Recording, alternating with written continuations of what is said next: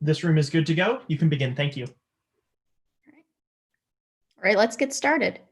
This is the case of the estates of Genesis Petrillo v. Peony Estates and Harper Martini. I'm Judge Russ, and I'll hear introductions from both parties at this point, starting with the plaintiff. Good afternoon, Your Honor. My name is Tom Mulvey, and along with my co-counsel, Lauren Ellens. And Emma Callahan. Good afternoon, Your Honor. We represent the plaintiff. All right, I'll hear introductions from the defense. Yes, Your Honor. Good morning, Your Honor. My name is Krishna Kanduri, and I'm joined today by my co-counselors, Ms. Malika John. Good afternoon, Your Honor. And Ms. Chloe Solis. Good morning, Your Honor. And together, we'll be representing the defense in today's case, Peony Estates. Your Honor, before we proceed, may we attend to a few housekeeping matters? Yes, let me hear from the plaintiff first. Yes, Your Honor. Your Honor, we have a few pretrial matters to attend to. The first is the invoking of two rules, Rule 603, which has all witnesses constructively sworn in, and Rule 615, which has all witnesses constructively sequestered for today's trial. Any objection to that by the defense? No objections, Your Honor. Granted. We would also like to direct the court's attention to a few stipulations today, notably stipulation 3, which pre-admits exhibits 1 through 10. Give me one moment to get there. Yes, Your Honor. Which stipulations? 3 and 4, which pre-admit exhibits 1 through 11 with negligence per se. All right. Does the defense disagree with that? No, Your Honor, that is our interpretation as well. All right, those are admitted. At this time, we would also like to draw the court's attention to stipulation 9, which says that all food and beverages from the rehearsal dinner were tested and found to not have pesticides in them. All right, court takes note. And lastly, we would like to note that today's trial is bifurcated, meaning damages will not be elicited. Okay. And with that, Your Honor, the prosecution is ready, or the plaintiff, excuse me, is ready to proceed. Thank you. Defense, do you have any further pretrial matters? Yes, Your Honor. At first, I'd like to inquire as to your preferences regarding courtroom procedure, specifically if you would like us to ask permission before uploading or screen sharing pictures of exhibits. Yes, please ask permission. Yes. And we'd also like your preference as to whether you'd like us to ask permission before taking down those exhibits. No. And at this time, I'd like to direct your attention to a piece of case law. It can be found in the relevant case law section in the Midlands Bench Book that I believe that you've received. All right. It is Lala v. Nybert and Penland. It should be under the negligence per se section. It states that in today's. I'm not specifically sure of the exact page number. It should be under the case law for negligence per se. Should be something there. Mm-hmm. Specifically in Lila v. Nybert and Penland, it states that in today's trial, intent is not a relevant issue, and therefore all evidence that pertinence to intent must be excluded from today's trial. Plaintiff, is that your understanding of that case law?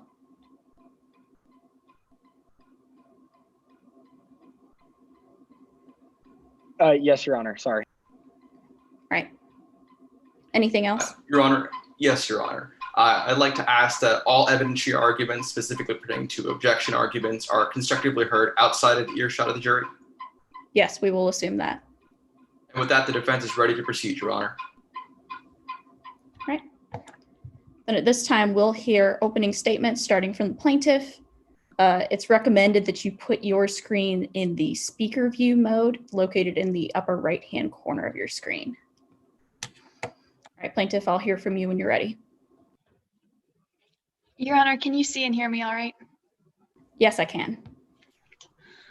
Your Honor, counsel, members of the jury, the poison is in the bottle and in the blood. On June 7th of 2019, Casey Soto was preparing to marry the love of her life, Genesis Petrillo. On that evening, Casey and Genesis hosted a rehearsal dinner at Peony Estates, a winery here in Midlands, owned by Casey's mom, Harper Martini. Now, on that night, Harper Martini decided to give Genesis Petrillo a special gift, a unique bottle of 2019 Cara wine. In fact, the first and only bottle of 2019 Cara wine that Peony Estates ever created. So, of course, Genesis opened that bottle. And of course, Genesis drank it. But members of the jury, only a few hours later, Genesis was dead. Genesis died of pesticide poisoning. Throughout this trial, we'll show you that the pesticides were, in fact, in the bottle and in the blood. My name is Emma Callahan, and together with my co-counsel, Tom Mulvey and Lauren Ellens, we represent the estate of the deceased, Genesis Petrillo. Now, because of what Peony Estates did, because of the part that they played in Genesis Petrillo's untimely death, we will be pursuing a claim of negligence per se against the defense. This means that we have two things to prove to you, beyond a preponderance of the evidence or just slightly more likely than not. First, that Peony Estates violated Midland's codes of improper pesticide storage. And second, that this violation led to the death of Genesis Petrillo. Now, we will meet that burden today. We will meet that burden by presenting evidence first about the bottle itself, and second, about Genesis's blood. And first, you'll hear about that bottle from Casey Soto, the daughter of Peony Estates' owner and the would-be wife of Genesis Petrillo. Casey Soto will tell you about the winemaking process at Peony Estates. And then she'll tell you about the problems that her mother was having with pesticides right around the time that Peony Estates was bottling that 2019 Cara wine. Next, you'll hear from Riley Adkins O'Keefe, a health inspector in Midlands, that inspected Peony Estates on May 8th of 2019. Now, what Mr. O'Keefe found on that day terrified him. He found large canisters of pesticides in the same area that Peony Estates was bottling that 2019 Cara wine, the only bottle of 2019 Cara wine ever created. Mr. O'Keefe will also tell you about a report on that bottle of Cara wine that proves that the wine contained nearly twice the legal limit of poisonous pesticides. And finally, you'll hear about Genesis Petrillo's blood from Dr. Jimin Kwan. Genesis is treating physician and a toxicologist that specializes in poisons, like the one that Peony Estates uses at their winery. Dr. Kwan will present tests on Genesis Petrillo's blood that shows that his blood was positive for poisonous pesticides. In fact, the same pesticides that were found in the bottle and that Peony Estates uses. Next, Dr. Kwan will explain something that was missing from Genesis's blood, a vital enzyme called acetylcholinesterase. Now, Dr. Kwan will explain to you what this missing enzyme means, and this and her other observations led her to conclude with medical certainty that Genesis died of pesticide poisoning. Members of the jury, at the close of evidence today, you will see that the poison was in the bottle and the blood. That is why when my co-counsel, Lauren Ellens, comes before you, she will ask you to find Peony Estates liable for negligence per se. Thank you. Thank you. All right, I'll hear from the defense now.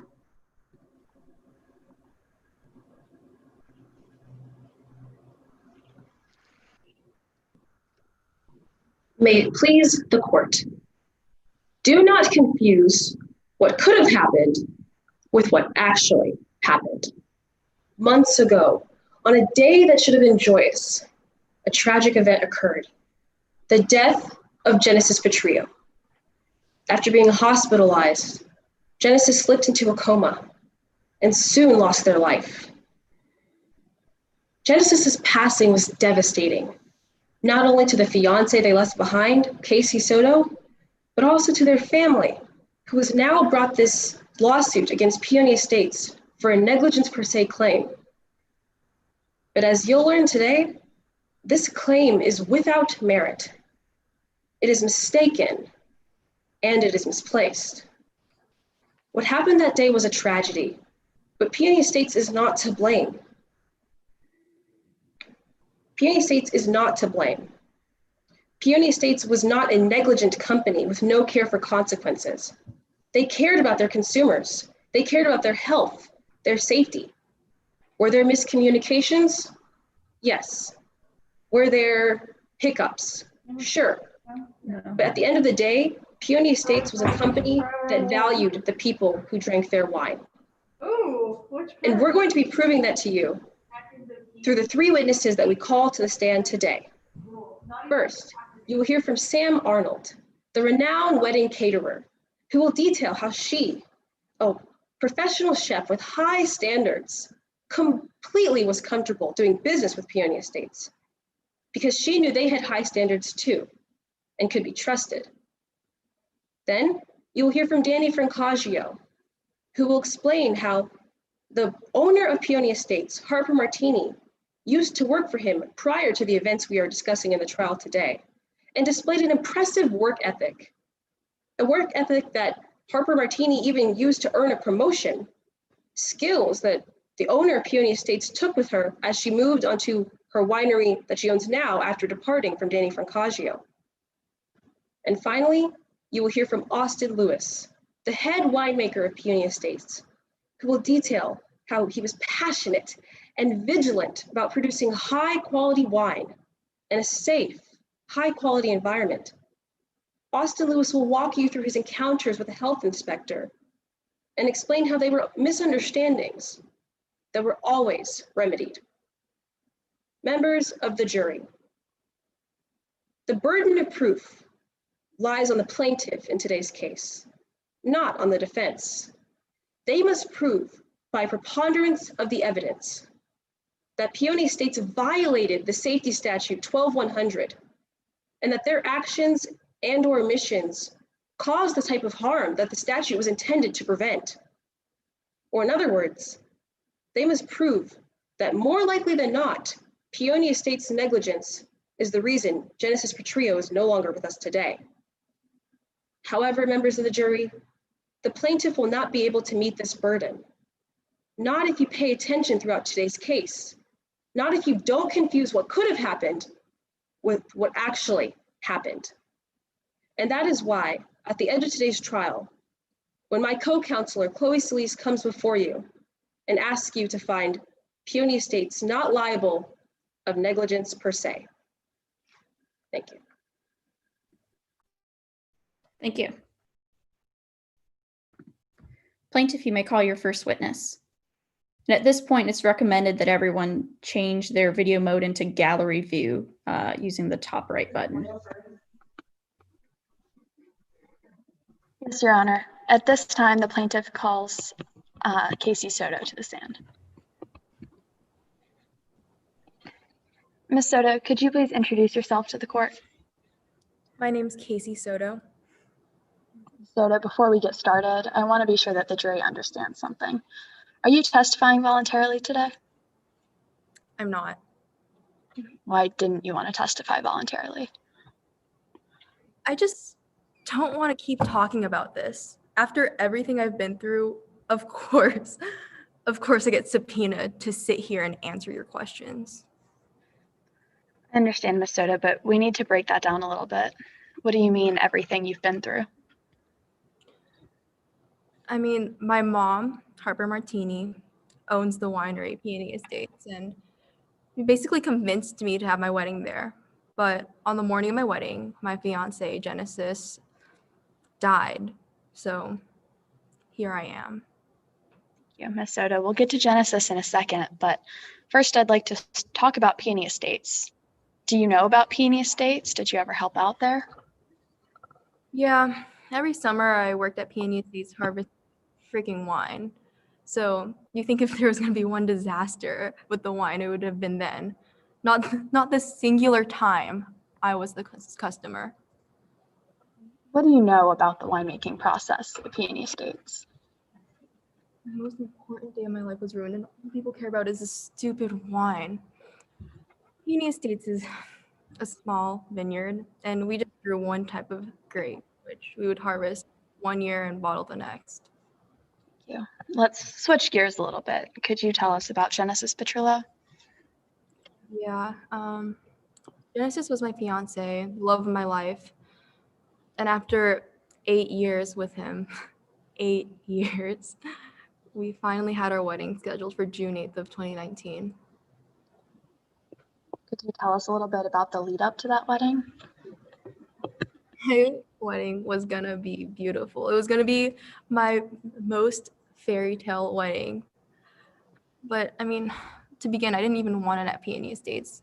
There was a leak in the storage barn and they had to move everything to the bottling area. We could have had it at the winery. Your Honor, hearsay. I would ask to what statements specifically? Your Honor, if I may respond. Yes, what statement? The witness specifically stated that there was a leak at the winery and that information was hearsay for the witness. May I respond, Your Response from Honor? the plaintiff? Yes. Harper Martini was the one that gave Casey Soda this information. She is our party opponent in this case, and therefore it's an exception to hearsay. Okay, defense, what do you say to that exception? Your Honor, I don't believe it was established that Mrs. Martini was the one that directly gave that information to the witness. Therefore, it appeared to be hearsay. And I do believe the foundation should be set first that it was not a hearsay statement. I'll overrule the hearsay.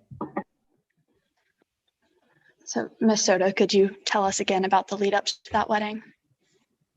Yeah, I mean, it was going to be a beautiful wedding, but like I said, I didn't want it to be at Peony Estates. My mom told me there was a leak in the storage barn and they had to move everything to the bottling area.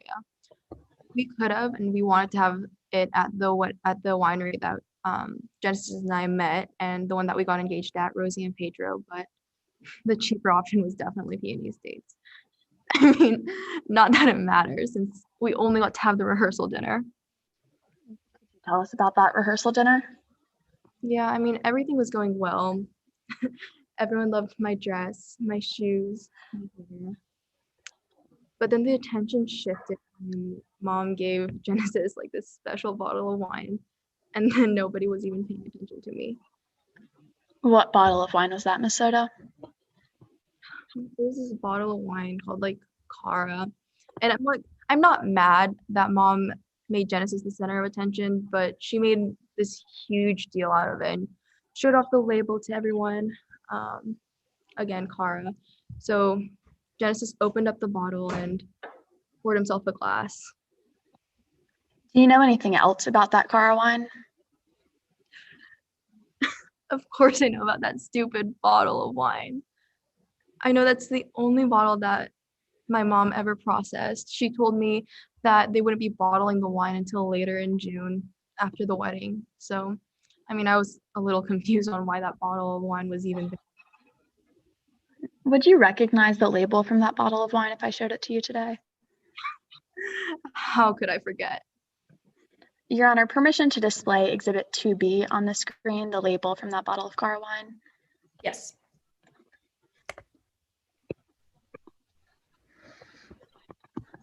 Ms. Soto, could you tell us what this is? That's the label for the Cara wine. Thank you. We will be taking that down now. So, Ms. Soto, what happened after that rehearsal dinner? You really need me to tell you this? My fiance died. There was no wedding, no honeymoon. The death certificate says it was pesticides from that special bottle of wine that just happened to ruin my entire marital life. Your Honor, permission to display Exhibit 7, the death certificate that Ms. Soto was discussing. Yes. Ms. Soto, is this a document that you're referencing? It is. And what did you learn from this document? I mean, it says right here that he died of pesticide poisoning. Another report even found pesticides in his blood and his stomach. Your Honor, permission to switch to that other report, Exhibit 6, the toxicology report. Yes. So, Ms. Soto, is this the document that you're now referencing? It is.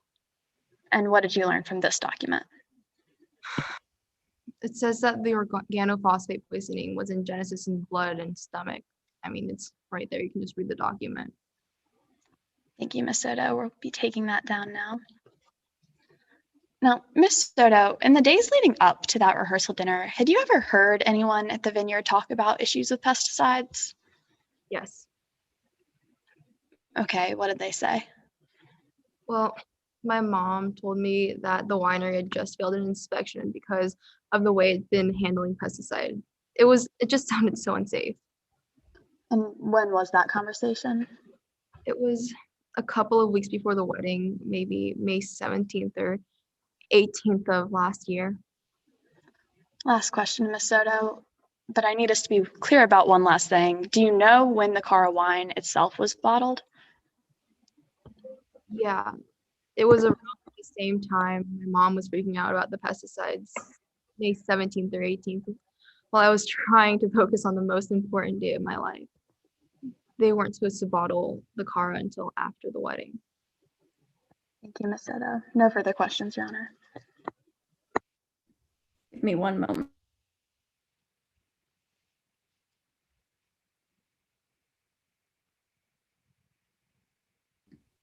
All right, defense. Do you have cross-examination?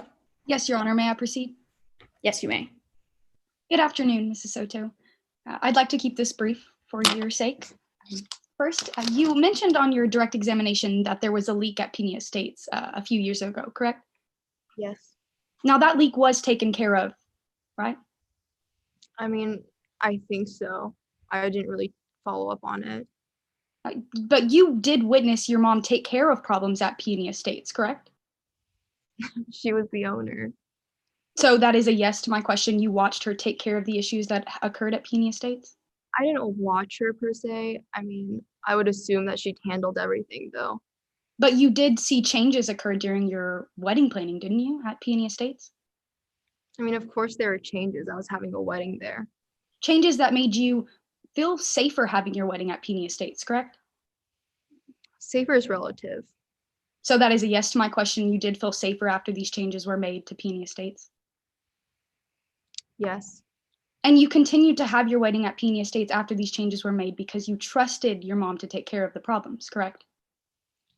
Yeah, but I mean, more than that, it was because it was cheaper. Mom said she'd pay for most of the wedding if it was at Pena.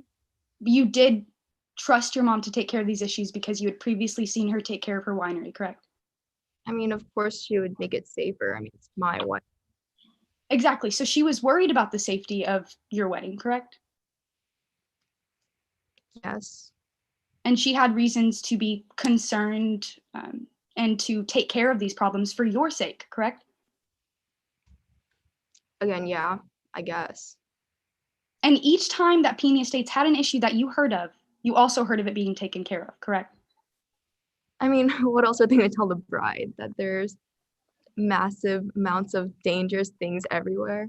So yes. Objection, Your Honor, to character evidence may be heard. Yes, you may. The defense is trying to insinuate that Casey Soto has seen a history of her mother fixing issues with pesticides. The character evidence states that one potential fix of an issue or an action does not necessarily mean that that action occurred at the time in question. The defense is trying to insinuate that it did occur at the time in question. Your Honor, if Right, I may defense. I also had questions regarding to the fact that these changes happened during the process of the wedding planning. It wasn't just a before and after. The questions are all in regards to an overall behavior that did happen multiple times, but I'm not using it to show conformity, but the fact that it did happen in this instance as well. May I respond, Your Honor? Yes, you may. I would ask that we strike the previous questions about the past actions from the record. We are certainly fine with the defense asking about this one question or this one incident in question. Your Honor, if I may respond. No. Here's what we're going to do. I will not strike the past questions. I think the objection is untimely as to those. As to this current testimony, she may testify to what was done for this wedding, this event. That's not a past event. So I'll overrule the improper character at this time. Yes, Your Honor. So just one more time, Mrs. Soto, when you heard of problems occurring during your wedding planning, you also saw them being taken care of, correct? That's what they told me. And you also saw the signs go up and the changes occur, correct? Yeah, but I was also just way in over my head with this wedding. I just wanted it to be perfect. I wasn't really paying that specific of attention to every little detail in this. No further questions, Your Honor. Any redirect? Yes, Your Honor. Ms. Soto, like the defense insinuated, you did see signs go up, right? Yeah, Did you see any actions change of Peony State's employees? Objection, Your Honor. Lack of personal knowledge. May I respond, Your Response? Honor? The defense did in fact ask the same question. I'm simply clarifying. If the defense has problems asking about actions and saying she saw changes, then I would ask that we go back and strike those questions from her own record as well. Your Honor, if I may respond. No, I'm going to overrule. Your question was, did you see? So she can testify as to what she saw. Yes, Your Honor. So, Ms. Soto, the same question. Did you see any changes occur aside from the signs that went up? not substantively. I mean, no. Thank you, Ms. Soto. No further questions. Any recross? No, Your Honor. All right. Thank you, Ms. Soto. You may be excused. Plaintiff, do you have another witness you would like to call? Yes, Your Honor. The plaintiff calls Riley Adkins O'Keefe to the stand.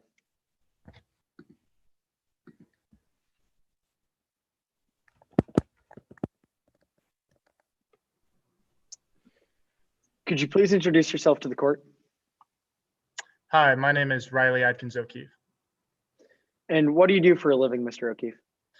Well, I'm a senior health and safety inspector for the Rapid River County Department of Health and Environmental Safety. It's a designee of the Food and Drug Administration. Now, what does it mean to be a designee of the Food and Drug Administration? Yeah, good question. So it means that in addition to auditing for compliance with Midlands Code, I also audit for compliance with federal regulations. But of course, my main responsibility is to audit compliance with the local codes. And what kind of work do you do for Rapid River County? I mainly do winery inspections. I've actually done nearly 200 in the 8 years that I've been with DHES. Do you have any education that prepared you for this line of work? Yeah, I do. I have a master's in viticulture and enology, basically the science of wine production, everything from cultivation to pest management to fermentation and bottling. Mr. O'Keefe, are you familiar with Peony Estates? Yes, I am. It's a winery here in Rapid River County. I've inspected them a number of times. My last visit was May 8th, 2019. Now, on this date, May 8th, 2019, do you remember what brought you there that day? Yeah, I do. I was conducting an unscheduled follow-up regarding some concerns I had about pesticide storage. FDA protocol requires a follow-up under these circumstances. And how do pesticides fall within your scope as a health inspector? Well, the use of pesticides at wineries always poses a risk of contamination of the wine, which in turn poses a health risk to the consumer. Now, how did your May 8th inspection, begin? Well, I began by meeting the owner, Harper Martini. I told Martini I was following up on some of my earlier concerns about their pesticide storage and asked them to show me where the winery was currently storing its pesticides. And where was the winery storing the pesticides? Well, she took me to a storage shed. It looked fine. And so I asked Martini if there were any other pesticides on the property. And I mean, she vehemently denied that there were. And was that true? No, absolutely not. There were pesticides elsewhere on the property. Where else were these pesticides found? Well, in the bottling area, there were 3 large canisters of bug-off isofenfos pesticide present in the bottling area. Now, for you as an inspector, is that an issue? I mean, yeah, of course, it was a major issue. The close proximity of the pesticides to machinery that processes open bottles of wine posed a serious risk of contamination, which of course in turn poses a serious risk to the health and safety of the consumer. Now, observing that the pesticide was kept this close to the bottling equipment, what did you do? Well, naturally, I began to ask employees who worked in the bottling area about their training for handling of pesticides. And how did they respond? They told me that they were confused. about the safe handling of pesticides and didn't really know how important it was to keep pesticides away from beverage production and processing areas. One employee, I think his name was Kirby Doolittle, actually told me that Harper Martini wanted them to keep the pesticides in the bottling area. Now, did this lack of training concern you? Yeah, absolutely. It was a huge concern to me. Proper training of employees on the safe handling of pesticides is critical to protect against contamination of food and beverage products by these pesticides. Thank you, Mr. O'Keefe. Now, did you ever see any bottles of wine next to these pesticides? Yes, I did. There's a single bottle of wine labeled Cara sitting by itself right next to the pesticide canisters. And this single bottle, Cara, being by itself was a problem for you? Yeah, of course. Storing pesticides right next to wine poses another serious risk of contamination and is therefore a clear health violation. Now, how exactly is this a health violation? Well, pesticides can be used at a winery. That's not the issue. But pesticides have to be identified, held, and stored in a manner that protects against contamination. The key word there is and. All three of those conditions have to be met in order for a winery to be compliant. And was Peony Estates compliant in this case? No, they weren't. While Peony Estates had identified in that manner, the violation was that they were holding and storing pesticides in a manner that did not protect against contamination. Now, how does contamination happen as a result of pesticides being in these areas? Well, the risk there is that the equipment in the bottling area will get contaminated with pesticides. Everything from the bottling equipment down to the countertops can get substantial amounts of pesticides on them if the pesticides are present in the same area. Do you know if the wine at Peony Estates has ever reached a toxic amount of pesticides? Yes, we received a toxins analysis regarding a sample of wine that the police had recovered from Peony Estates on June 9th, 2019. And would you recognize a copy of that analysis if I showed it to you today? I would recognize that, yes. Your Honor, permission to have my co-counsel display Exhibit 10, which has been pre-admitted into evidence? Yes.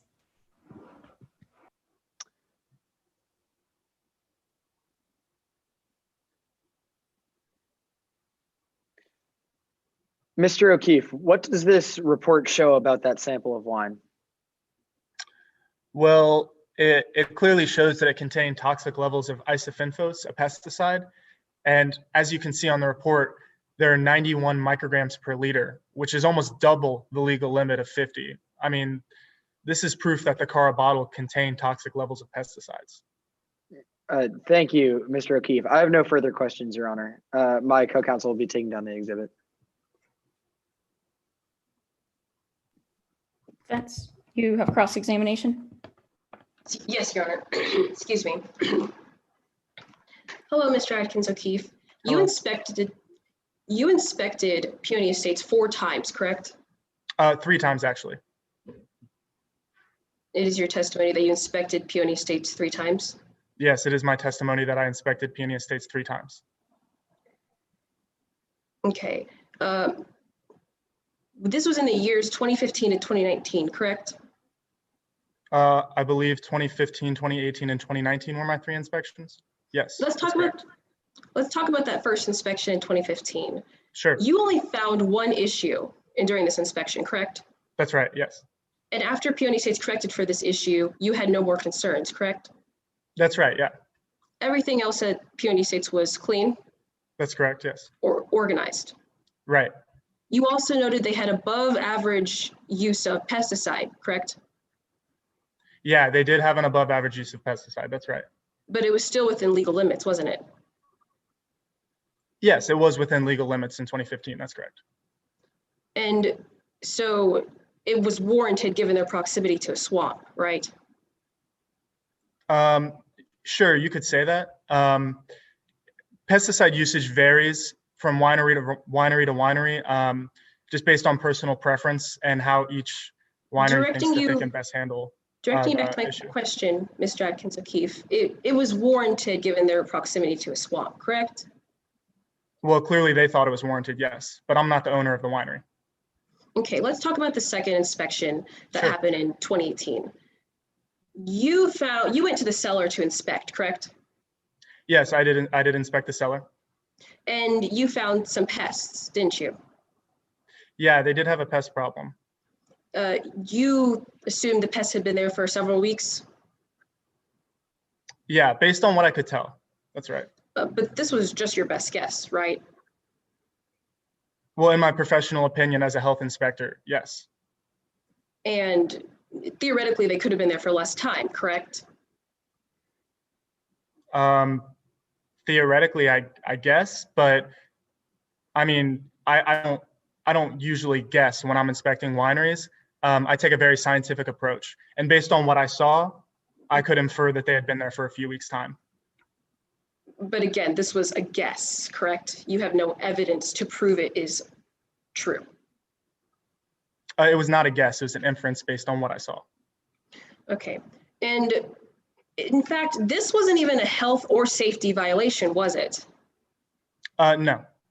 No, and in fact, you sampled wine from 20% of their wine barrels and found nothing, did you?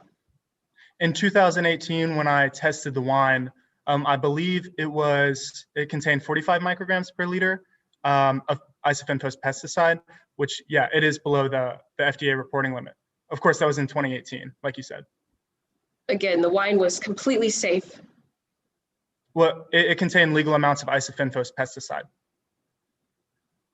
Okay, and moving on. So the second inspection turned up no real violations, did it?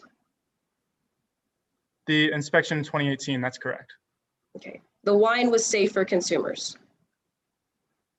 Yeah, according to the FDA, the wine was safe for consumption because it only had 45 micrograms per liter of isofentose pesticide, whereas the reporting limit is 50 micrograms. Let's talk about the third inspection, Mr. Atkins O'Keefe. During this third inspection, you found no violations in the cellar, correct? That's right. And none in the vineyard? That's correct. And you, as you were inspecting, you noticed that they had some pesticide bottles that were too close to wine processing equipment, correct? Yes, I believe that was in the bottling area. They actually had a bottle of wine right next to some canisters of pesticide, right? Which of course is a health code violation. But you can't verify that this specific instance led to the harm of any Peonia State's consumers, can you? It was a health code violation. It's not my job to see if it hurts someone. It's my Mr. job Atkins to O'Keefe? prevent it from hurting someone. Is that a yes or a no? Could you repeat the question, please? You can't verify that this instance led to the harm of any Peonia State's consumers. Objection, Your Honor, as to speculation. Response? I'd like to ask as what part is speculation? Plaintiff? Your Honor, opposing counsel is almost explicitly asking the witness to speculate on what might have happened. Response, defense? I'm saying that Mr. Atkins O'Keefe cannot speculate as to what occurred. I'm not speculating myself. Yeah, I agree. I think she's pointing out that he has no knowledge. I'll overrule. Thank you, Your Yes, Honor. Your Honor. With that, I have no further questions. Thank you, Your Honor. Any redirect? No redirect, Your Honor. I just ask that the witness be excused. He is. Thank you for your time.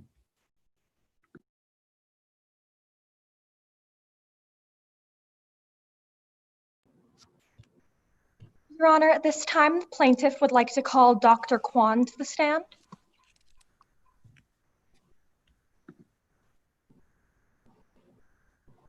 Before we get started, Dr. Kwan, can you see and hear me? Yes, I can. All right, may I proceed? Yeah. Could you please introduce yourself to the court? Hi, I'm Dr. Jaquan. And what do you do for a living? I am the chief emergency physician at River Valley Hospital here in Midlands. And what education prepared you for that background? I have my Bachelor of Science in Biology with a minor in Chem from Georgia Tech. And then I got my medical degree from UNC Chapel Hill. And from there, I did a residency at Emory's Department for Emergency Medicine. And do you specialize in any particular field of medicine?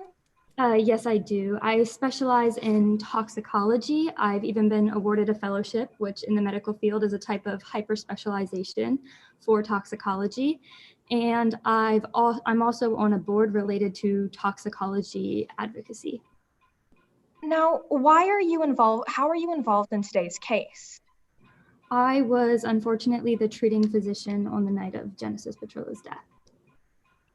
And can you walk the jury through your encounter of treating Mr. Petrillo? I think the best way to describe the treatment of every patient is by thinking about it as an exercise in the scientific method. So first you ask the question, then you make observations, form a hypothesis, collect data, make an analysis, and from there a conclusion. Let's start off by taking that step by step. So what was the question in the case of Genesis Petrillo? It's the same as it is with any patient. What's wrong with them? And what did you observe? Well, I observed many symptoms. These include nausea, vomiting, abdominal pain, chest pain, muscle twitches, trouble breathing, excessive tearing, incontinence, a slowed pulse, contracted pupils. Now, from these observations, were you able to make any hypothesis? Yes, I actually formed two. I originally had made one hypothesis, but then due to symptoms that were being displayed, abandoned it for a second one. Let's start by going through that first hypothesis. Could you describe it for me? Yes, my first hypothesis was alcohol poisoning because it was clear that Petrillo had been in a winery and had been drinking. She smelt of alcohol. However, during my examination, I realized that the symptoms she was displaying didn't support the hypothesis. Excessive tearing, severely contracted pupils, incontinence, involuntary muscle twitching, and a slowed pulse are not correlated with alcohol poisoning. In fact, alcohol poisoning tends to cause the reverse, dilated pupils and a rapid pulse. So what was your second hypothesis? So from there, I formed my second hypothesis, which was that it was another kind of poisoning, specifically organophosphate poisoning, that was causing these symptoms. I knew that Petrillo had come from a winery, so it seemed possible that he could have been exposed to pesticides, and all of his symptoms lined up with the ingestion of the specific pesticide, isofenfos organophosphate. From this, I moved on to the next step in the scientific method, which was data collection. Now, what does data collection look like when you're the treating physician? That's a good question. So in this case, I ordered both the standard toxicology report and a poisons and toxins analysis, which I then analyzed. I also obtained a copy later on from the Midlands Police Department, which was an analytical report of a sample from a bottle of wine that Petrillo drank from, which I also used in my conclusion. Let's take those reports step by step. You first mentioned a standard toxicology report. Would you recognize that if I showed it to you today? Yes, I would. Your Honor, permission for my co-counsel to display Exhibit 5, which has been pre-admitted under Stipulation 3. Yes.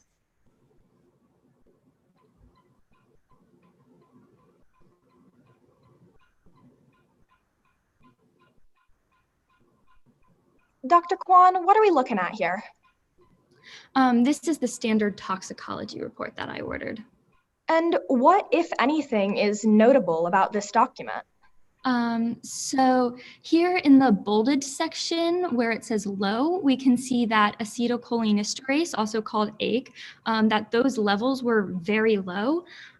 ACE is a type of enzyme that helps break down chemicals, and a low level of this is directly correlated to organophosphate poisoning.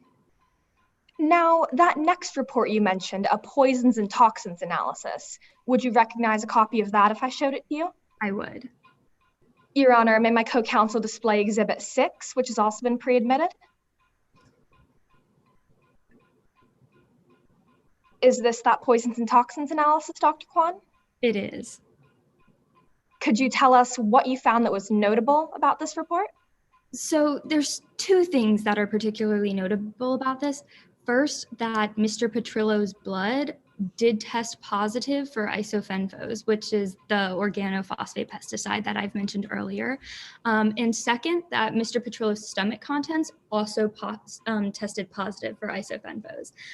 This sample specifically was taken from the liquid contents in the stomach, which means that it was ingested through something that Petrillo drank instead of any food remnants. Now, you mentioned one final report about Cara wine. Would you recognize a copy of that if I showed it to you? I would. Your Honor, permission to display Exhibit 10, which has been pre-admitted? Yes. Is this that report? It is. Now, what's important about this? So as you can see, once again, in the bolded section, the sample of wine contained 91 micrograms per liter of isofenfos. That's the same organophosphate that was found in Mr. Petrillo's blood and in his stomach contents. And this is almost double the limit that should be in the bottle, according to this report. Okay, thank you, Ms. Callahan. You can take that document down. Now, Dr. Kwan, based on your question, your gathering of evidence, your hypothesis, and your analysis, were you able to come to any conclusions regarding Genesis Petrillo? Yes, based on one, Genesis Petrillo's very low AIC levels, two, the poisonous pesticides, which were isofenfo organophosphates, present in both the wine and Genesis Petrillo's stomach and blood, and its third, its presence in Genesis Petrillo's blood. I can conclude with scientific certainty that Genesis Petrillo died of organophosphate pesticide poisoning. Thank you. At this time, Your Honor, I have no further questions. All right, give me one moment.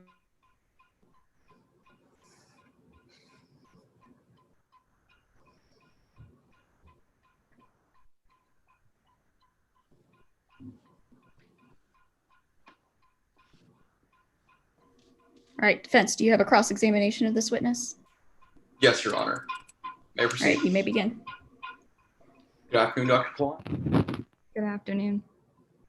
You said on direct that your first step in your examination was to examine what was wrong with the patient, right?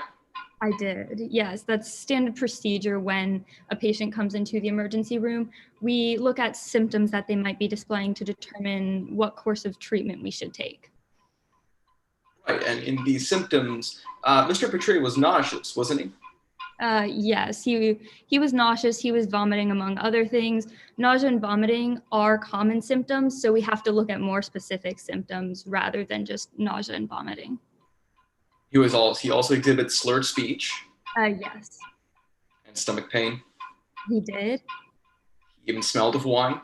He did. So these symptoms support your initial hypothesis that this was an alcohol poisoning case, right? Yes, it did, until I noticed other symptoms such as excessive tearing, contracted pupils that weren't consistent with alcohol poisoning. Now, you later changed your opinion based on laboratory tests that organophosphate poisoning was responsible for Genesis's death, right? No, so I actually changed my opinion when I noticed the new symptoms that I hadn't previously noticed.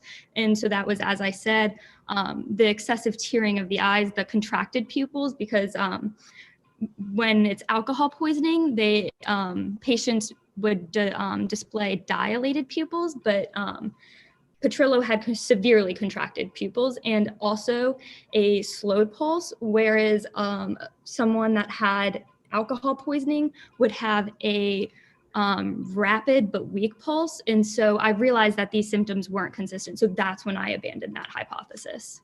The data confirmed it. But Dr. Kwan, according to your data part of your method, you could not confirm this ultimately until you had data from the lab reports, right? Yeah, so that's a more complex question. You always want data to support your hypothesis, and so observations can help with that too, in order to make a conclusion. Dr. Kwan, observations are not numerical data, are they? They're not numerical data, but when you're working in an emergency type scenario, sometimes it takes too long to run test. And so you have to go based off of symptoms that are immediately being displayed. So I was able to form my conclusion based off of the symptoms they were displaying. And later that wasn't my question. I simply asked if the data was taken into consideration when you changed your conclusion. It was for the conclusion, but not in the process of treatment. And about that data, they never directly measured organophosphate levels, did they? No, you cannot directly measure organophosphate levels in the blood. Tests for that just simply don't exist. But you can measure ACE levels, which are directly correlated to severity of poisoning. So extremely low levels would mean that it's a severe amount of poison. So acetylcholinesterase is an enzyme that's affected by organophosphates? This is correct. Dr. Kwan, there are other factors, including chronic health conditions that could also affect acetylcholinesterase levels, yes? This is true. And Dr. Kwan, you don't have access to Genesis's medical history?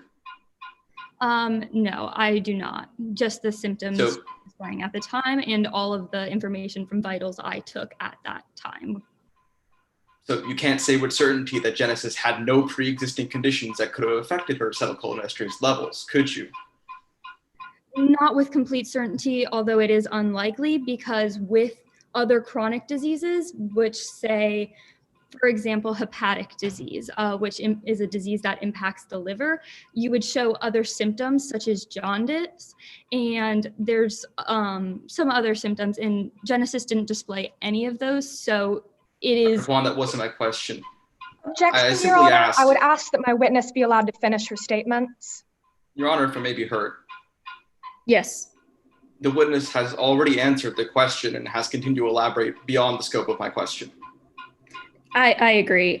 Ms. Kwan, I'll remind you that you are allowed to explain your answers, but make sure you do answer the question. Yes, Your Honor. Now, directing you back to my question, acetylcholinesterase can be affected by other conditions of which you had no idea whether Genesis did or did not have, right? It could be, but it's very unlikely in this case.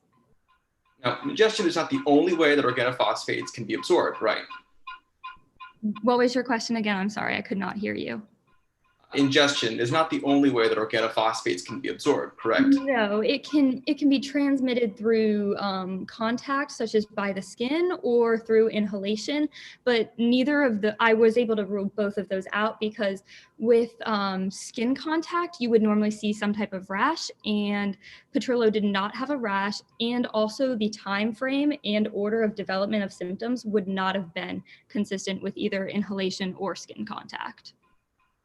You said that these were normal conditions, but there's certainly a possibility that those might not appear, yes? It's possible that a rash wouldn't appear, but the order of symptoms and time frame effectively rule out inhalation or skin contact. Well, Dr. Kwan, you don't have certain knowledge about where and when Genesis was in her past few days at PD Estates, do you?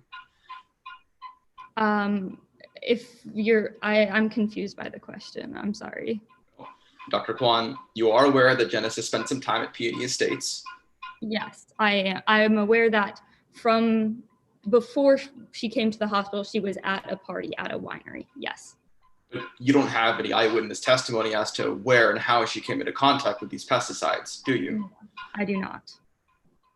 And Dr. Kwan, I'd like to direct your attention to the treatment that you administered for Genesis.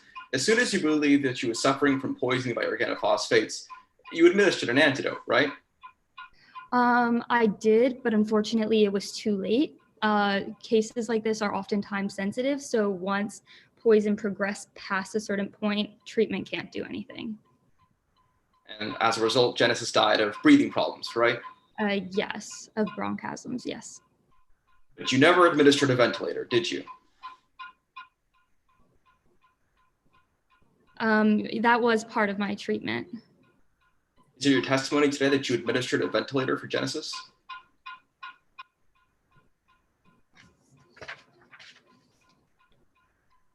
Yes. Now, Mrs. Kwan, you remember making a report, yes? Oh, actually, I did not. In that case, I did not. Sorry. I deal with a lot of poison cases. In the case of Genesis Petrillo, I did not. Thank you, Your Honor. No further questions. Any redirect? No redirect, Your Honor. I ask that Dr. Kwan be excused. All right, thank you. And is there anything else from the plaintiff? No, the plaintiff rests its case in chief, and we would, time permitting, we would like to ask for a 5-minute recess before the defense case in chief begins. How are we doing on time? We can take a brief 5 to 10 minute recess, whatever the court prefers. All right, let's do 5 minutes. Yes, Your Honor. So be back here 3:31.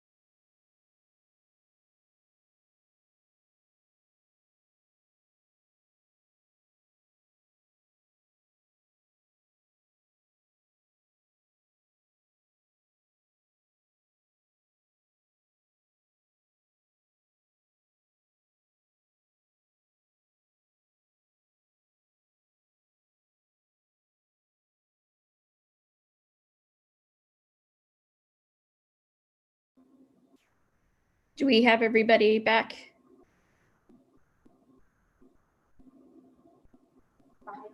Yes, the plaintiff is ready to proceed.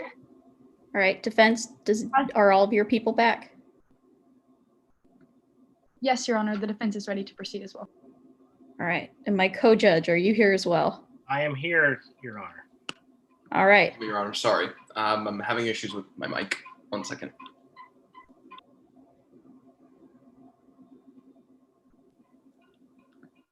Sorry, Your Honor. I had a bit of an issue with receiving audio there. You're good. I hear you. Do you hear me? Yes, yes. All right, defense, are you ready to proceed with your case in chief? Yes, Your Honor. Defense calls Sam Arnold to the stand.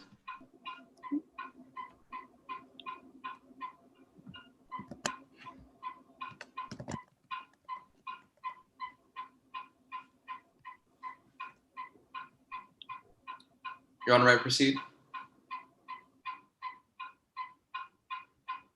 Yes, you may. Good evening. Good afternoon. Could you please introduce yourself to the court? Hi, my name is Sam Arnold, and I'm the owner of the most prestigious food service provider here in Midlands. I train at the top restaurant in France, and I've graced Midlands with my one-of-a-kind food service for about 5 years. If you want to do food right, you come to me. You said you were a food service provider. Could you elaborate a little more about that? So I've owned my own catering business, Vive la Resistance, for 5 years, and Food Service Illustrated has already given it 6 stars, which obviously attracts the business of big wineries like Harper Martini's. You mentioned Harper Martini. How did you come to know Harper? Well, coincidentally, both of our businesses were celebrating their 1-year anniversaries in 2016. So Harper Martini hired my catering service to do the job. My food did its work, and I locked Harper as a loyal client, and I've catered all of their big events since. And how would you describe your relationship with Harper? Well, Harper is super friendly, but she's a businesswoman, and she knows how to beat out her competition. I've worked with her a lot over the years, so I've gotten to know my way around Peony Estates pretty well, and I've gotten very close to her and her daughter Casey. So you can only imagine how excited I was when they approached me and asked me to cater for Casey's wedding. And when was this? She asked me in November of 2018, but the wedding wasn't until June. And what did you do in the meantime? Well, I catered for a huge investors meeting. That's actually where Harper and I went into further detail about the wedding. Somehow, Harper managed to carve out 2 hours of her day to talk to me between running the winery and the bed and breakfast. Like I said, she's a businesswoman. Could you tell us more about what happened while you were catering for that investors meeting? Well, I was in the middle of organizing the kitchen. Only a perfect kitchen can produce my perfect food. When Harper Martini walked in and placed a can of pesticides on the counter, I quickly reminded her that such products have no place near my food. She agreed. And what was Harper's response to your suggestion after she agreed? She said I was right and that the pesticides had no place around food. So she picked up the can and walked it through in the employees only door, which I can only assume leads out to the pesticide storage area. When she walked back, her and I continued to talk about details for the wedding. I would like to direct your attention to February 2019. Could you walk us through what happened that day? Yes. So I was February 8th, 2019. I was at Peony Estates, but this time I was preparing for a tasting for the wedding, which was going to be on June 8th of 2019. I ran into a few employees, and then eventually I saw Harper herself. And what happened next? Harper seemed very happy, which was super odd because she had been so stressed about the wedding for the past few months. I had mentioned how pleased I was with the kitchen after I'd finished organizing it, and she practically burst. Oh, what do you mean by that, Miss Arnold? Well, she went on to tell me how lucky her and her head winemaker, Austin Lewis, were to have this inside scoop with the FDA that let them know about upcoming inspections. If I owned my own winery, I'd be pretty psyched about that too. She even offered to give me the inside scoop about upcoming inspections, but from the way I run my kitchen, the FDA would be lucky to find a speck of dust. So I declined and I went back to preparing for the food. Could you tell us more about what happened next? Well, there was some tension between Casey, her fiance Genesis, and Harper at the tasting, but it didn't involve me, so I didn't pay too close attention. It seemed like Genesis had tried to badmouth Harper's wine, which was super weird because Peony Estates' wine is very high quality for where it's grown. And what else happened at Peony Estates on that day? Nothing particularly interesting happened that day. In fact, I actually didn't end up returning back to Peony Estates until June 7th, 2019. And what happened on that day? I was preparing for the wedding rehearsal. I was preparing lunch, and Harper Martini needed the kitchen to finalize a few gifts for her wedding guests, so her and I chatted while she finished up. And what did you guys talk about? Harper was choosing which bottles to give to the guests, and I recognized the popular Horizon bottle, but there was a bottle of Cara wine that I'd never seen before, so I asked Harper about it. And what was Miss Harper's response? Harper said that it was a special unreleased wine that only Genesis was to be given. This confused me a little bit because I've been in Peony Estates' wine cellar plenty of times, and I had never seen that casket. I assumed that if the casket had been far away from the wine entrance in the pesticide storage area, it would have been... Objection, speculation. Your Honor, if it may be heard. Yes, she never said that the wine cask was far away. She said that if she didn't see it, it could have been that it was far away. That's not speculation. That's just theorizing as to a possibility based on her rational perception. Response from the plaintiff. Your Honor, she clearly said that since she didn't see it there, it would have been in a certain other circumstance, and that is clearly speculation. If I may be heard. No, I'm going to sustain. Motion to Yes, strike, Your Your Honor. Honor. Granted. Now, you said that you'd never seen this car before, so where could it have been? Well, I suppose that it could have been far away from the wine cellar. I do look pretty intensely in there because I like to see what types of wine I compare with my dishes. So I suppose that if it wasn't in there, if I didn't see it, then it could have been outside of the wine cellar, which would have been also far away from the pesticide storage area. I actually ended up being, No, it's all right. Continue. I actually ended up being the lucky one that got to gift this special bottle of Cara wine to Genesis later that night. And what happened when you offered Genesis this wine? Oh, of course she happily accepted it, but I'm not quite sure if she drank it. Well, what makes you say that? Well, I brought the Champignon champagne, which I know that every guest, including Genesis himself, had a bottle of. I know for a fact that every guest drank the Le Champignon champagne, but I didn't see Genesis drink the wine. I actually ended up packing up my things and leaving pretty soon after I gifted the bottle because I knew I had to be back at Peony Estates pretty early in the morning for the wedding, even though that didn't end up happening. So Arnold, why didn't you come back the next morning for the wedding? I got a call from Blair Osborne, both a friend of mine and the wedding planner. Genesis Petrillo died that morning. It was a heartbreaking day. At first, my mind jumped to that even with my high standards of cleanliness, it was my food that had done such a horrible thing, but fortunately, that wasn't true. My next thought would have been what Genesis drank, but from what I witnessed, Genesis only drank the same champagne that every other guest had. I just wish there was something that I could have done or that anybody could have done to help him. Thank you, Your Honor. No further questions. Give me one moment. Yes, Your Honor.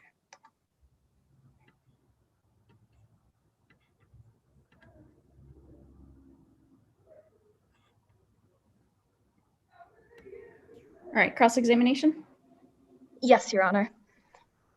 Miss Arnold, can you see and hear me all right? Yes. All right, I'd like to start off by talking about something really interesting you said on direct examination. So you said that you assumed the door with the sign that said employees only on it led to the pesticide storage area, correct? Well, I assumed that that would be where Harper Martini would take it when I told her that it had no place around their products. But you specifically said on direct examination that that door led to the pesticide storage area. Is that correct? I said I assumed it led to the pesticide storage area, yes. All right, do you remember preparing an affidavit for today's case? I do. And you remember that you were told to include all complete and relevant information? Yes. And you were told that you could update this affidavit up until the beginning of trial today if there was anything you misremembered? Yes. All right, permission for my co-counsel to display Miss Arnold's affidavit, specifically lines 66 and 67?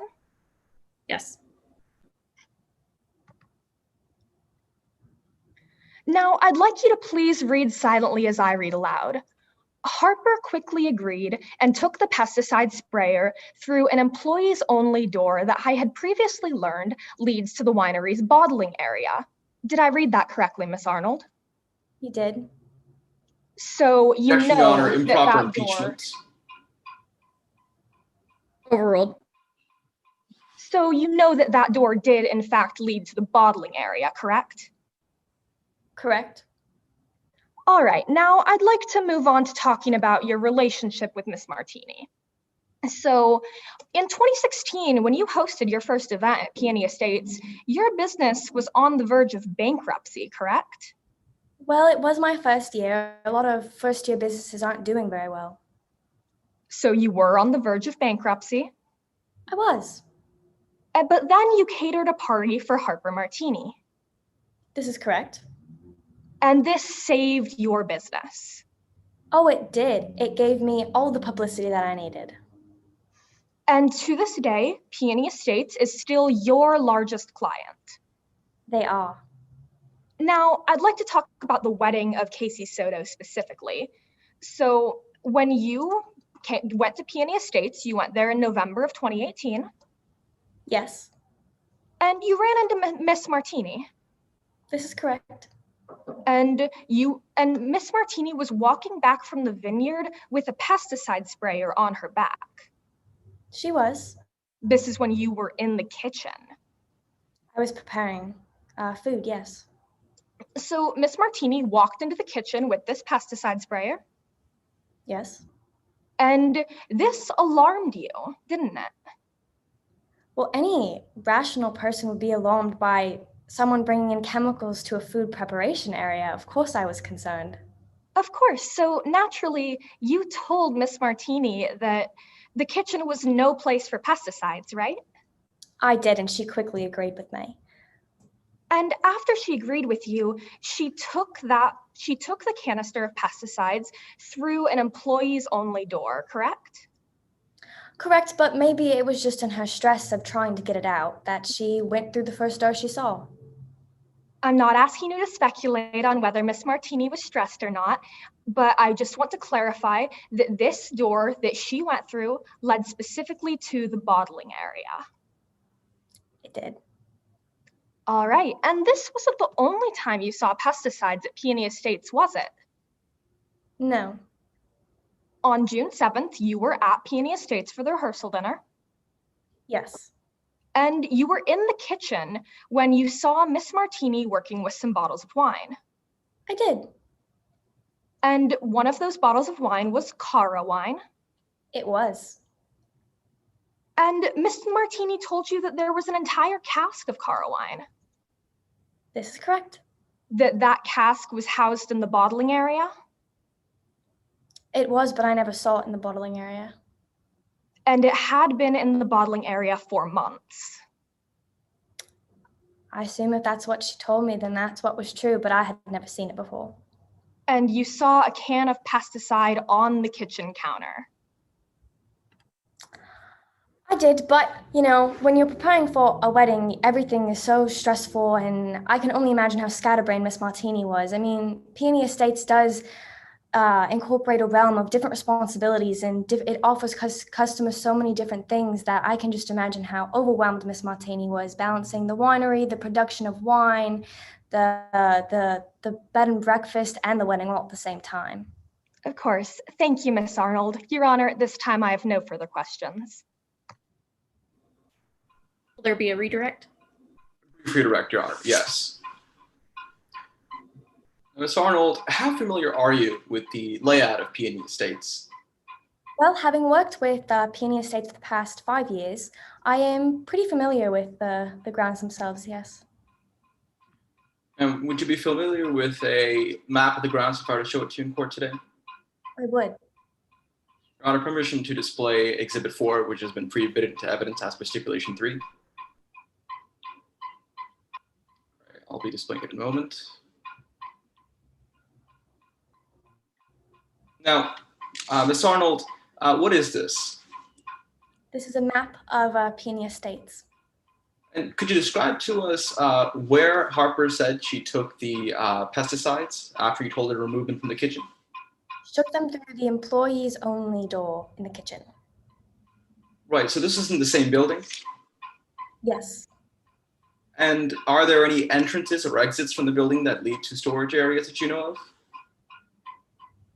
A couple, yes. Thank you, Your Honor. No further questions. No recross, Your Honor. Your Honor, may this witness be thank allowed to step down? Yes, thank you, Ms. Arnold. And defense, you may call your next witness. Yes, Your Honor, the defense calls Danny Francasio to the stand. May I proceed, Your Honor? Will you please introduce yourself to the court? Yes, my name is Danny Francasio. And can you tell me a little bit about yourself, Mr. Francasio? Sure. I always knew that I wanted to be a winemaker growing up, just like I always knew that I'd be a Patriots fan. I live for wine. I've owned and operated Midland's best and premier winery, Rosie and Pedro, for the last 15 years. I know everything and anything there is that has to do with wine, although Harper has managed to be good competition these last couple years. I'd like to discuss what you mentioned last, Mrs. Martini. How well do you know her? Well, I've known her since around 2012. I hired her as a cellar hand at Rosie and Pedro's, and she quickly impressed me with her work. She quickly became like family to me. I even came to know her daughter, Casey, pretty well as well. How did you come to know Mrs. Soto? Harper started bringing Casey around almost immediately when she started working for me in 2012. She would often play with Rosie and Pedro, my two rescue dogs, which I named my winery after. The summer of 2014, she even taught Rosie how to roll over. I think she's the one person that loves Rosie and Pedro almost as much as I do. Now, moving your attention back to Mrs. Martini, how long did she work for you at your winery? Well, I hired her in 2012, as I said earlier, and she worked until around the end of 2014, early 2015, so roughly 2 years. And what were her main responsibilities at your winery? As a cellar hand, Harper was in charge of putting the grapes into the fermentation tanks and then later transferring the fermented wine into the casks and barrels. Most importantly, she was responsible for keeping the bottling area and cellar clear of any pests. How did Mrs. Martini handle pests at your winery? If Harper noticed any pests, she would inform me that she was about to administer the pesticides and begin the process of administering the pesticides. That began by sealing off the barrels and the casks, moving them out of the bottling area, and then removing anything else that would put the consumers at risk. What is the next step in this pesticide treatment? Well, Harper would then properly administer the treatment under the supervision of myself and my managers, and then wait the appropriate amount of time before putting everything back into the cellar. How many times did Mrs. Martini have to use this pesticide treatment while working for you? I would say 5 or 6 times before she moved on. Was she always a cellar hand at your winery? No, I actually promoted her to manager after my 2 previous ones had to leave, and I was really impressed with her work. I was glad to have Harper represent my business and work as my manager. Did she work well as a manager at your establishment? Absolutely. She never disappointed me, and in fact, she exceeded expectations, just like Tom Brady did with our Patriots back in the 2000s. She was even the one who gave me the idea for making Rosie and Pedro's a wedding venue, which helped put the winery on the map. So, I mean, that's partly why it was so upsetting when she decided to leave. I'd like to discuss that leaving in more detail. When did Mrs. Martini leave Rosie and Pedro's? She notified me that she would be leaving in January of 2015. I was upset at the time, I will say, because she had been an amazing employee of mine. But I guess I understood business is business. And so I never really held a grudge, just like when Tom Brady left this last spring to sign with Tampa Bay. But she had done an amazing job, as I said. So it only made sense that she should go off on her own. And have you been in touch with Mrs. Martini since she last worked at your winery? Yes, here and there. She has reached out to me for help with her own winery, Peony Estates. She emailed me in August of 2016 about a press problem she was having, and she wanted help resolving that issue. We have also discussed Casey's wedding as well. Did you do anything after receiving these emails? Yes, I actually did contact a private investigator to check out Peony Estates. Would you recognize this email today in court? Yes, I would. Permission for co-counsel to display Exhibit 13 on the screen? Yes.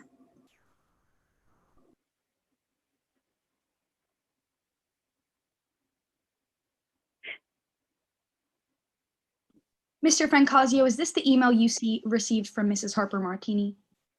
Yes, it is. Is this a true and accurate copy of that email that you received? Yes. And have any changes occurred to this email since it was last sent to you? No, not that I see. Your Honor, I now offer what has been marked for identification as Exhibit 13 into evidence. Any objections? No objection, Your Honor. All right, it's admitted. Now, Mr. Francasio, what was the gist of this email from Mrs. Martini?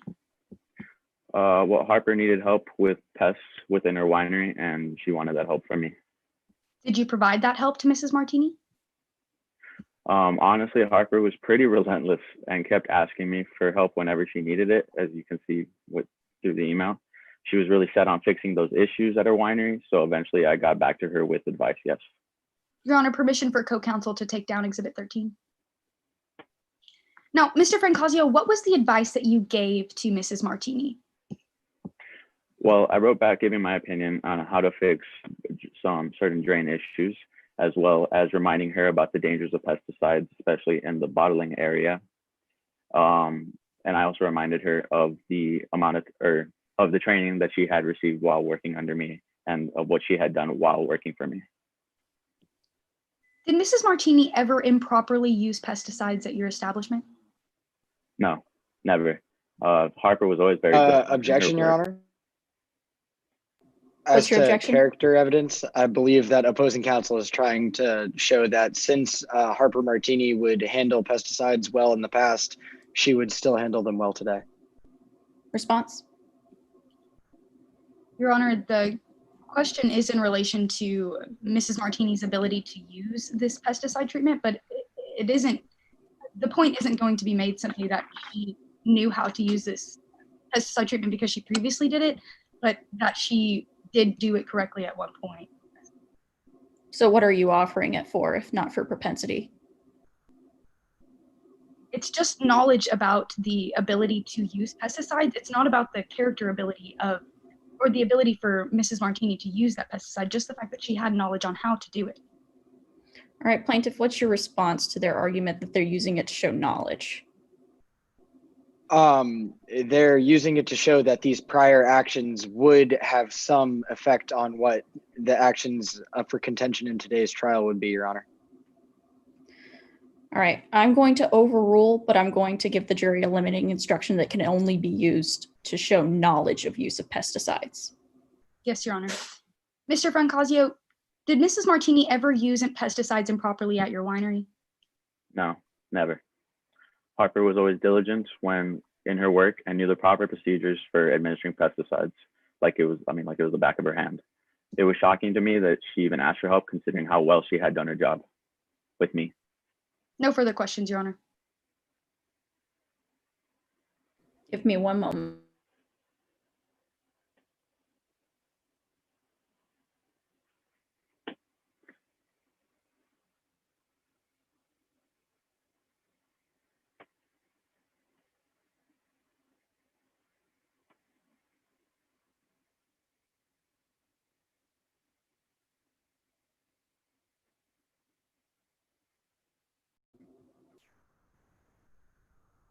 Cross-examination?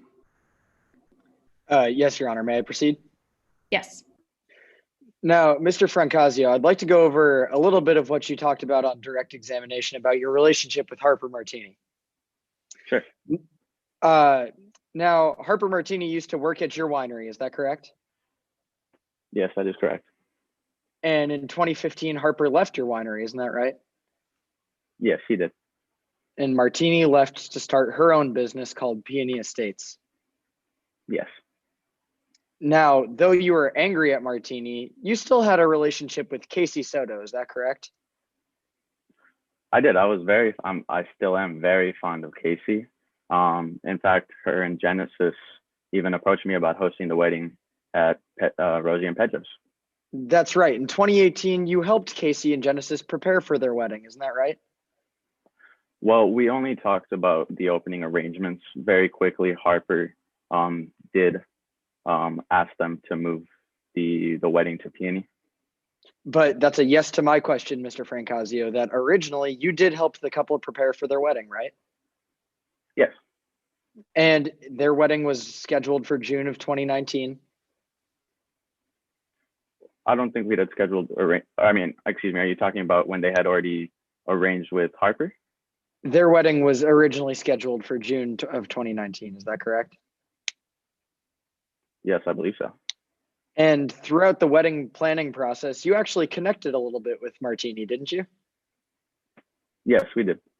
And in May of 2019, you received a series of emails from Martini? Yes. And these emails were about some issues with pesticides at her winery, isn't that right? Most of them were. I would have to see the specific emails. And so you would recognize one of them if I were to show it to you today? Yes, if you showed it right now, I can't speak for which emails. Your Honor, permission to show the witness Exhibit 17? Yes. Objection, Your Honor. This is fax. Sorry, never mind. Let me...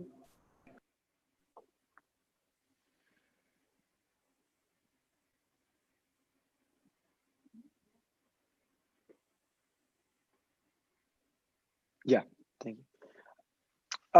Can you tell us, this is Exhibit 17. You have seen this email before, Mr. Francasio? Yes, by any chance, could you zoom in further? It's just very small. I'm not sure I can, but I'm just gonna, okay. Oh, there we go. Thank you.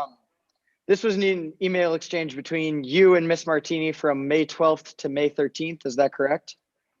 Yes. And it looks the same as the last time you saw it? Yes. Nothing's been changed or altered about these emails? No. Your Honor, at this time, the plaintiff would like to move Exhibit 17 into evidence. Any objections? Yes, Your Honor. I object to hearsay, and if I may offer proof, may make an offer of proof. Go ahead. Under Midland's case law, America's Best Cookie versus International House of Waffles, a witness's own statements are hearsay, and this includes Danny Francasio's exact statements outside of court, and therefore it is a hearsay document and should not be allowed in court today. Response? Your Honor, these emails are shown to show the effect on the listener of Harper Martini, who received these emails from Mr. Francasio. All right, defense, do you have any response to that effect on the listener? Your Honor, I do believe that the effect of the listener is in relation to the witness who is talking about the hearsay. Therefore, this document is still hearsay because it is Danny Francasio's statements. It didn't have an impact on Danny Francasio. Also, we don't exactly know what the effect was because we can't hear Harper Martini testify today, so we can't talk about that effect without hearing from Mrs. Martini in relation to that effect, and that's why this hearsay can't come in. All right, plaintiff, do you have a response to that? No, Your Honor, we stand by that these are effect on the listener. Now, counselor, is this witness going to be able to testify as to what the effect was? Of the encounter of himself? Of what he found from this encounter, this chain of emails, Your Honor? What is the effect that you believe that this email had? Well, it can show the state of mind of Danny Francazia. So there were no actions taken? Excuse me? What effect are you going to show? What did this witness do after receiving this? I would actually like to change, Your Honor, to show that this is the present mental state of Danny Francazia.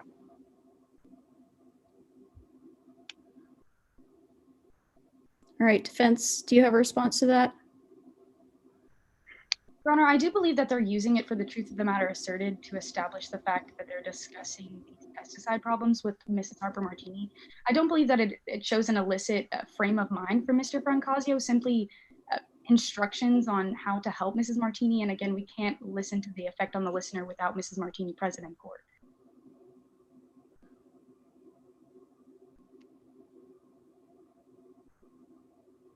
All right, plaintiff, I'll hear one final response from you.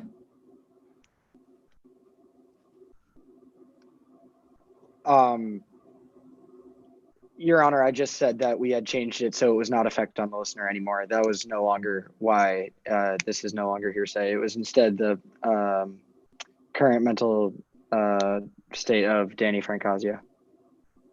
Do you have a rule number for that? I do not in front of me, Your Honor, no. All right, I'm perfectly explain happy to me how this is his mental state. It shows at the time his correspondence with Harper Martini. I'm going to sustain the objection. Yes, Your Honor. Your Honor, I move to strike any testimony in relation to Exhibit 17. I don't believe anything from the document itself was elicited, just that it existed. Am I correct on that? Yes, Your Honor. No, yeah, nothing to.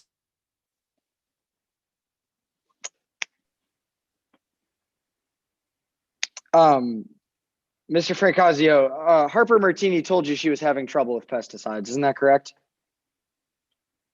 Over what communications? You were told over email by Harper Martini that she was having trouble with pesticides. Isn't that correct? Which emails are we talking about? Or, I mean, which emails specifically are we talking about? A set of emails from 2019. Yes, I mean, I can't speak for the specific emails, but she did mention having trouble. But she made this aware to you, correct? Objection, Your Honor, facts not in evidence. Response? Your Honor, I was just clarifying that something that the defendant had told the witness. The witness is more than welcome to say yes or no to these questions. Your Honor, if I may respond. Yes.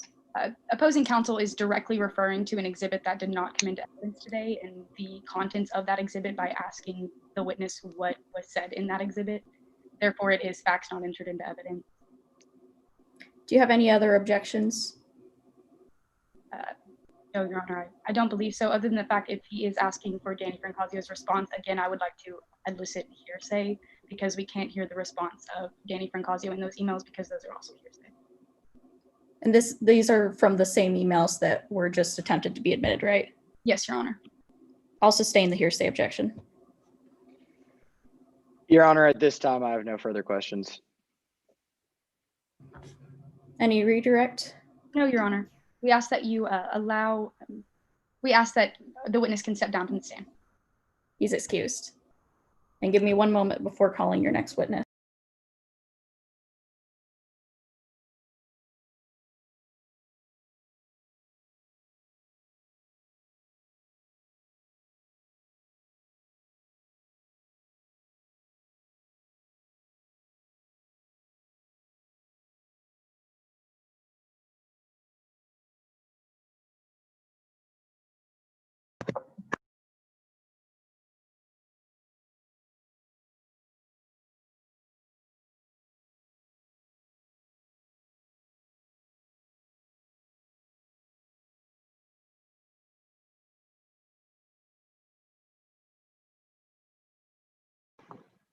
Your Honor, are you still needing a moment?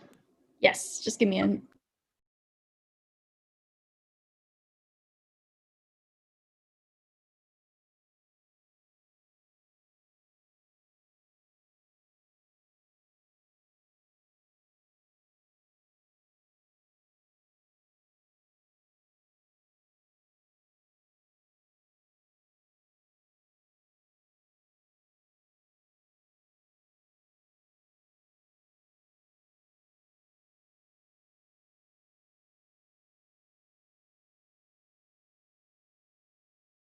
All right, defense, you may call your next witness.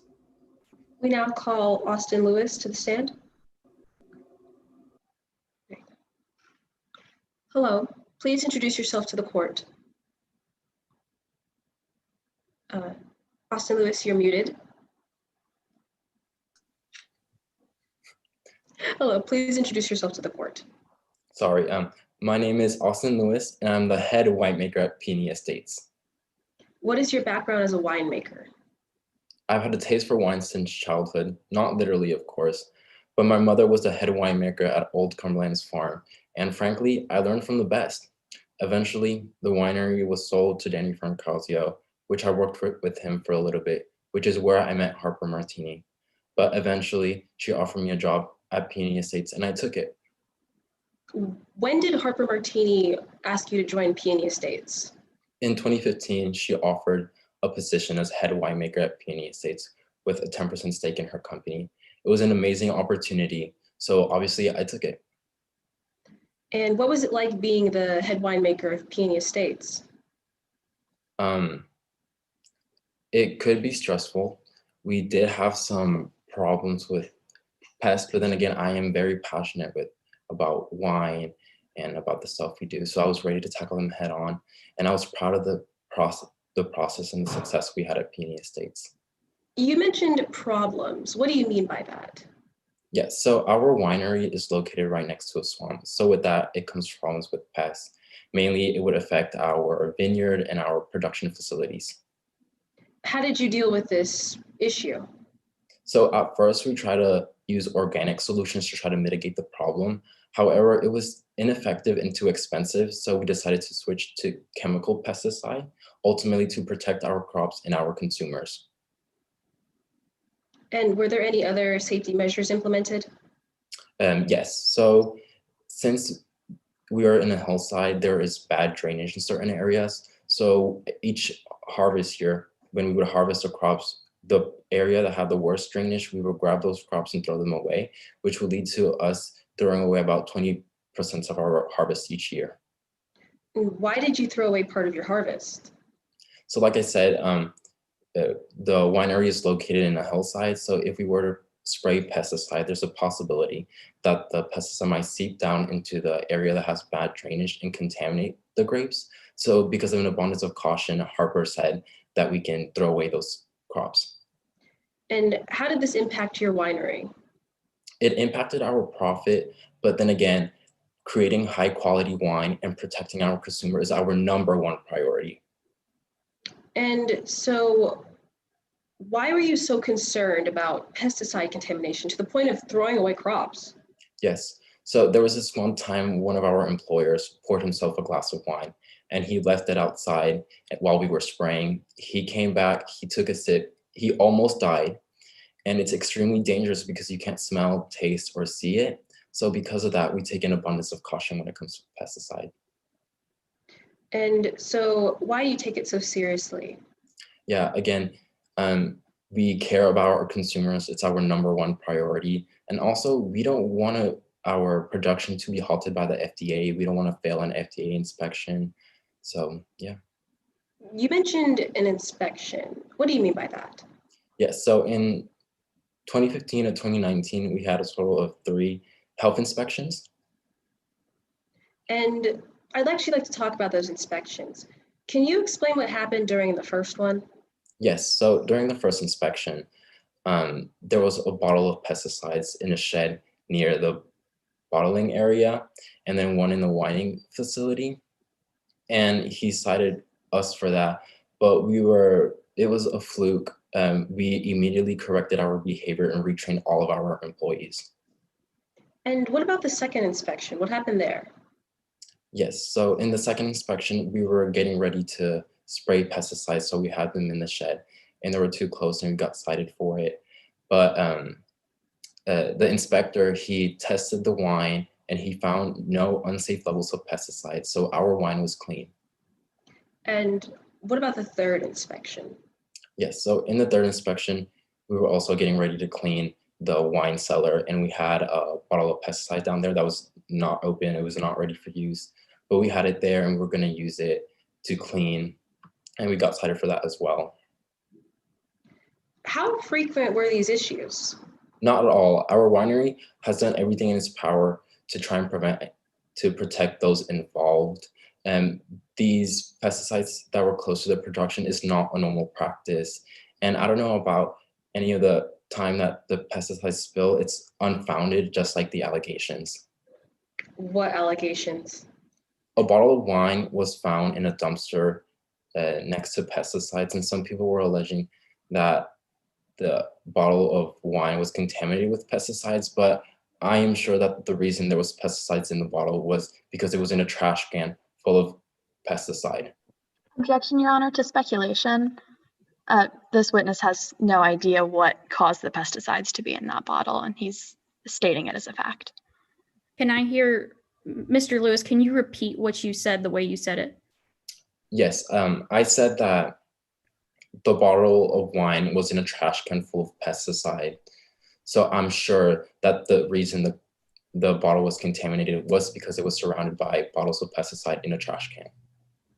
All right, defense response to the speculation objection? This is not speculation. It is merely based on the witness's rational perception of what was going on.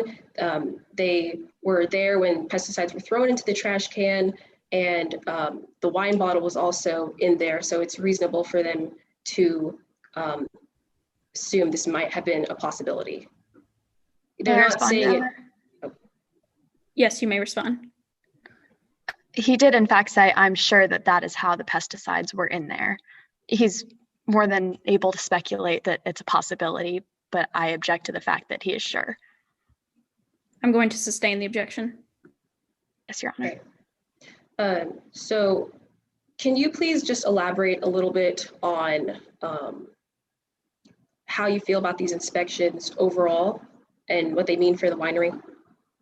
Yeah, I definitely believe that it was all just miscommunications. Most of the time when the inspector came, we were getting ready to use the pesticides, and it was just all a misunderstanding. Okay, thank you. No further questions, Your Honor. Cross-examination? Yes, Your Honor. Hi, Mr. Lewis. Hi. So I'd like to start with your relationship with Peony Estates itself. So you came to work at Peony Estates for many reasons, right? Yes. One of those reasons was that Miss Martini, in fact, offered you a substantial raise from your last job. She did. Not only was it a substantial raise, but also a 10% stake in the business, right? Yes. So would you agree with me that if Peony Estates is doing well financially, you benefit? That is correct. But if Peony Estates were to be doing poorly, your finances would be similarly impacted? Yes. So if Peony Estates loses the suit, you believe that Peony Estates would likely have to shut down, correct? Most likely if they do lose the suit, which I don't believe so. And in fact, losing Peony Estates is the last thing that you want? I would say so. So moving on, I just want to clarify, in 2018, were you there to throw away that harvest of the lower grapes on the hill? No, I wasn't, but I didn't need to because I instructed my employees to do so. And did you get an update that they did in fact do that? No, they don't need to report to me every time they complete a job. So in fact, you don't know for sure that those grapes were thrown away? Well, my instructions are evidence enough to suggest that they did it. But you did not see them or hear about them throwing away the grapes? No, but they follow my instructions. Thank you. So let's move on. You're familiar with the Midlands regulations on pesticide usage, are you not? Somewhat, yes. And you're familiar with these laws that prohibit having pesticides in an active production area? Yes. Well, the bottling area at Peony Estates is an active production area, is it not? It is. And the bottling area is where Peony Estates removes wine from the casks and puts it into the bottles? Yes. And it's where the wine that is being processed is stored? Yes. So on May 8th of 2019 specifically, you mentioned in your direct that you had to deal with a mite issue in the bottling area? Excuse me? Can you say that again? May 8th of 2019. you had to deal with a mite issue in the bottling area. With pests, yeah. And so to do this, you decided to bring pesticides into the bottling area, correct? Yeah, to clean them, yes. And so on your direct, you mentioned that you always follow safety procedures, right? Yes. But in reality, on this day, you did bring pesticides into the area before you removed the wine bottles and before you sealed off the equipment. Is that right? Well, we were getting ready to use the pesticide. We just hadn't sealed off the equipment yet. But you knew that doing this before sealing off the equipment, before removing the bottles, was a health code violation, right? Yes, and it was a fluke and it would never happen again. So regardless of if it could have happened again, you did receive a health code violation for this instance specifically, correct? Yes, and we fixed it. And you fixed it by putting up signs. Is that correct? Yes, and retraining our employees and doing what needed to do so it wouldn't happen again. Is it your testimony today that you retrained your employees in a response to this May 8th? Well, we did everything that was needed in order for it not to happen again. So, in fact, you did only put up signs, correct? You did not have any active retraining of employees. Yes. And in fact, you wanted to retrain the staff, right? You thought it would be beneficial. Yes. But Harper forbade you from doing so. He's a businessman. He did forbade me, yes, but I'm sure there's a good reason from a business standpoint. Right, for saving time and for saving money. Sure. So just to confirm, Harper forbade you from retraining the employees after Adkins O'Keefe, the inspector, specifically instructed you to. Yes. Thank you. No further questions. Any redirect? No, Your Honor. All right. Thank you, Mr. Lewis. You may be excused. Is there anything else from the defense?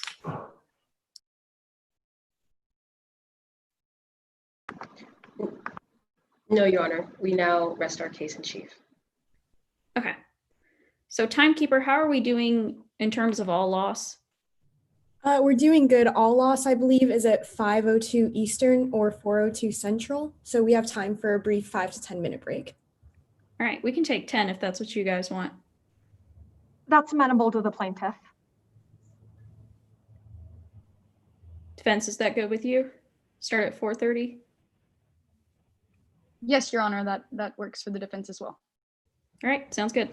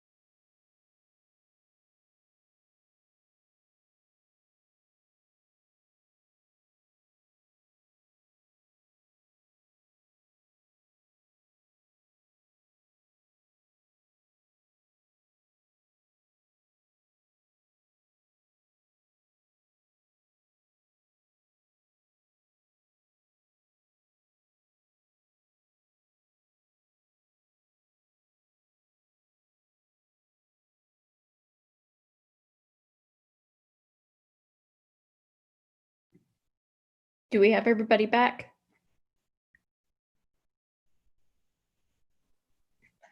Yes, Your Honor, the plaintiff is ready to proceed. All right, defense?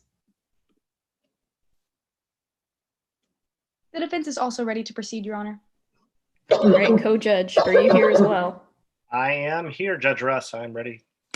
All right, plaintiff will hear opening arguments from you. I mean, closing arguments. Excuse me, very sorry.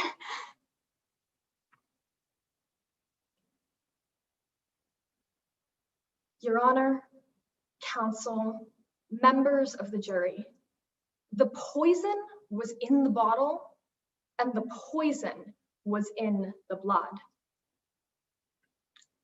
June 8th, 2019 should have been one of the happiest days of Mr. Genesis Petrillo's life. The night before, he had hosted a beautiful wedding rehearsal dinner with his fiancée, Casey Soto. At this dinner, he was given a bottle of Cara wine. He drank from that bottle of wine, as you heard from his fiancée, Casey. But just a few hours later, Mr. Petrillo was rushed to the hospital where he died of pesticide poisoning. Now, he didn't just die of pesticide poison for no reason. He died of pesticide poisoning because Peony Estates had been improperly storing its pesticides in the bottling area where that same bottle of 2019 Cara wine was being stored. And when he drank that contaminated bottle, the contamination went straight into his blood. Instead of June 8th being one of the best days of Mr. Petrillo's life, because of Peony Estates' negligence, it was the last day of his life. Because of this, we as the plaintiff have brought a claim of negligence per se against the Peony Estates. Now, when we brought this claim into court, we did bring with us a burden. We had to prove to you two things. First, that Peony Estates violated Midland's building code by improperly storing their pesticides. And second, that violation was the direct and proximate cause of Genesis Petrillo's death. Members of the jury, we've met that burden. And the proof of that is in the bottle and it's in the blood. Now, let's begin with the bottle. The first witness you heard from today was Miss Casey Soto, who told you that at Peony Estates, grapes are picked in August, they're pressed and stored over the winter, and then in early summer and late spring, they're bottled into wine. And that 2019 was no different, except that in 2019, Peony Estates was dealing with a rampant pesticide problem that Casey learned from her mother was struggling to be controlled, and in fact resulted in health code violations because Peony Estates wasn't handling their pesticides properly. Now, you heard all about those violations and failed inspections from our next witness, Mr. Riley Adkins O'Keefe. Now, Mr. O'Keefe told you about the 3 conditions that are required for a business's wine storage to be compliant with Midland's Building Code 12100. The food has to be labeled, held, and stored in a manner that prevents against contamination. You heard Mr. O'Keefe say that during his investigation, he found that those those 2 last conditions were not met. When he entered the bottling area and spoke to employees, not only did he see giant industrial-sized canisters of open pesticide right next to a bottle of wine, 2019 Cara wine, he talked to employees that had no idea about how to safely handle pesticides. Now, knowing how dangerous this was, Mr. Adkins O'Keefe requested that every last drop of 2019 Cara wine be dumped away. Unfortunately, we know that that's not what happened. Now, you heard from Austin Lewis today, who tried to get up here and tell you that there's no way that Peony Estates wine could have become contaminated with pesticide because they followed safe protocols. But you heard Austin Lewis tell you himself that he knowingly violated those same protocols by bringing pesticide into the bottling area before removing wine, before plastic wrapping immovable objects. You heard him say that he violated this health code, and that just doesn't match up with a safe winery that didn't commit an act of negligence. Now, you also heard from Sam Arnold, who tried to testify as to the cleanliness and diligence of the Peony Estate staff. But members of the jury, you also heard Sam Arnold tell you that members of Peony Estate staff were so careless with their use of pesticides as to bring a canister into the kitchen. And when Sam Arnold told them, get that out of the kitchen, that's not safe, Miss Harper Martini didn't take that to a storage shed, no. She took it to a bottling area where that same bottle of 2019 Cara wine was being stored. Now, let's talk about the blood. The only medical testimony you heard today was from Dr. Kwan, who told you that every symptom Genesis Petrillo displayed on the night and morning of his death was consistent with pesticide poisoning. Dr. Kwan told you that there is no other explanation that matches up with these symptoms as perfectly as pesticide poisoning does. The low acetylcholinesterase levels, the size of the pupils, the rate of the heart, the speed of the breathing, all collaborate perfectly with pesticide poisoning from organophosphates. Now, members of the jury, the defense is going to try to get up here and tell you that Peony Estates did nothing wrong, that they must have been some other cause of Genesis Petrillo's death. But throughout that, I want you to remember two things: that the poison was in that bottle and the poison was in that blood. Find Peony Estates liable. Thank you. Thank you. Defense, do you have a closing argument? Yes, Your Honor. May I proceed? Yes, you may. Your Honor, opposing counsel and members of the jury, may it please the court. Don't confuse what could have happened with what actually happened. Today, we have heard about the death of Genesis Petrillo. And while we as the defense find this to be a tragic loss, we cannot wrongfully take fault for this death. Peony Estates was founded back in 2012 by Harper Martini. And since then, they have been a well-established winery that provides safe and great products to their consumers. However, the plaintiff in today's case has made an obvious and pointed attempt to ignore their attempts to make this winery safe and good for consumers. They ask you to make note of the health inspections and the broken codes that happened within them, but to simply ignore the fact that Peony Estates took the necessary steps they needed to be safe and to be deemed worthy to provide these products to consumers. We cannot confuse what could have happened with what actually happened. We cannot blame Peony Estates when every step was properly and consistently taken to provide their consumers and their workplace with safety. Now, as my co-counselor, Mrs. Johnson, explained in opening statements, the burden of proof today rests solely on the plaintiff, meaning that they had to prove by a preponderance of the evidence negligence by Peony Estates.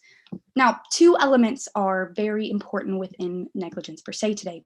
The first being that the defendant violated a statute, that being 12-100 of the Midland Safety Statutes, and the second being that the defendant's acts or omissions caused the type of harm that the statute was intended to prevent.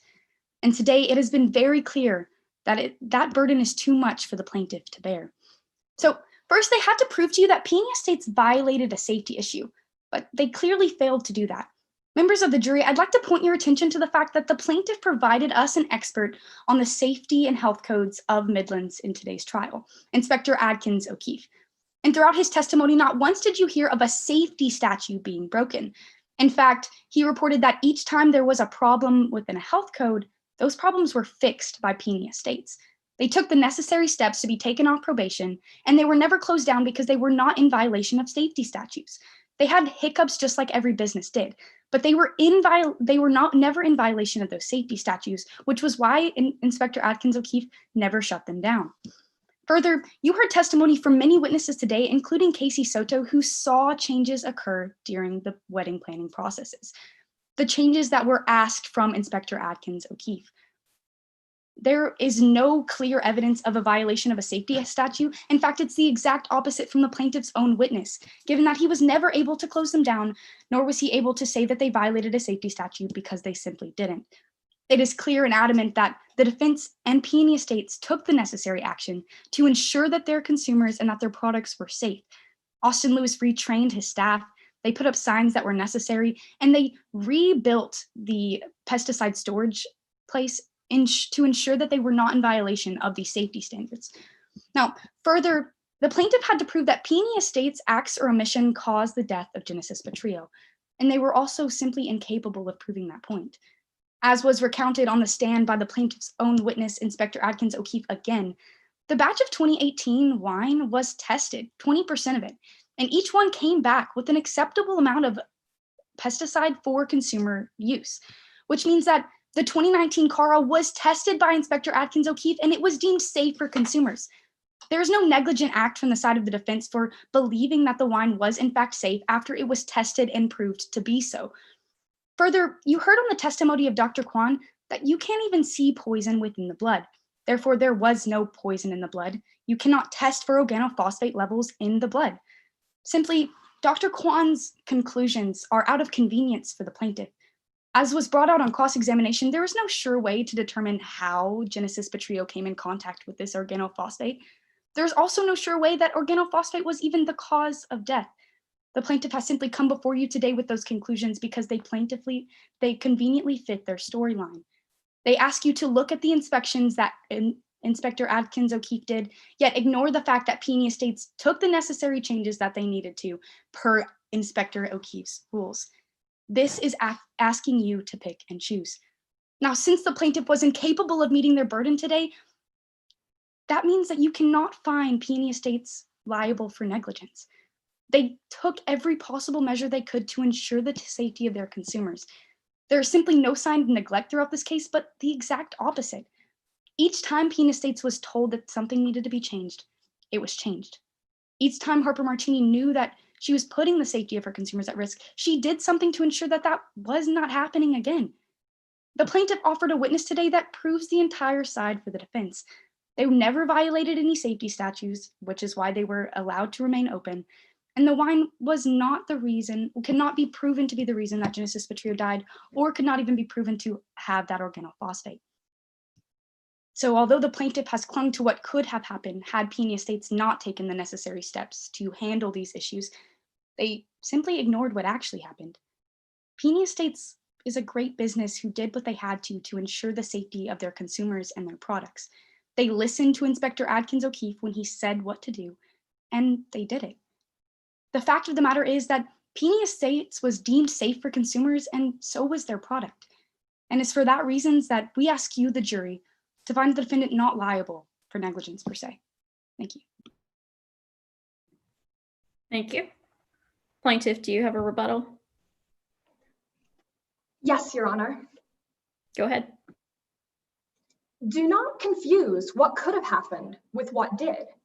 Members of the jury, Peony Estates had every opportunity to do what was right. They had a health inspector come in and tell them all of the different things they could have done to be safe. But don't confuse what could have happened with what did, which was that even after that inspection, Peony Estates repeatedly neglected those instructions. They didn't retrain their employees after Mr. Atkins O'Keefe told them to, and they didn't stop storing pesticides in the bottling area, as you heard from Sam Arnold.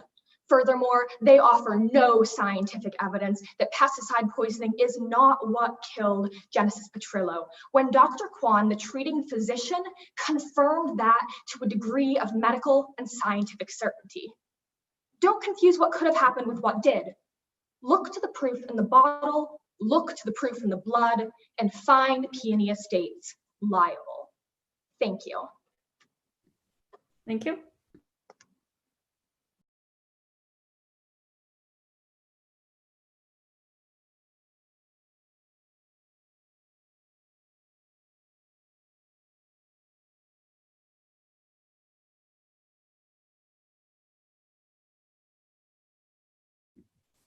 Can I have everybody introduce themselves one more time in the order of how the trial went? Like plaintiff, tell me your name and say you did opening and then middle and closer, and then the witnesses tell us their name in the order that they portrayed them.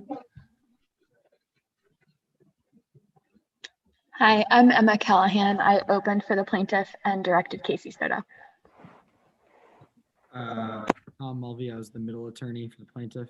I directed O'Keefe. Lauren Allens, I was the closing attorney for the plaintiff. I directed Dr. Kwan. My name is Shanna Kim. I played Casey Soto. My name is Sydney Goldstein, and I played Dr. Kwan. My name is Brendan Smith, and I played Riley Aikens O'Keefe.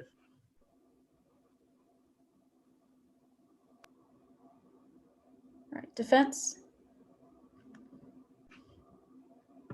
Oh, you're muted.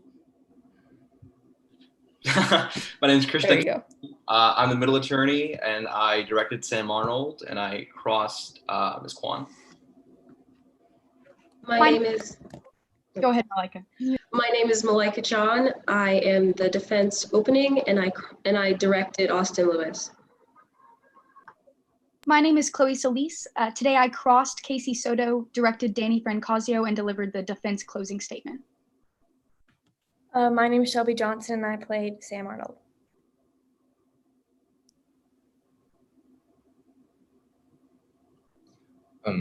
My name is Emmanuel Soto, and I played Austin Lewis.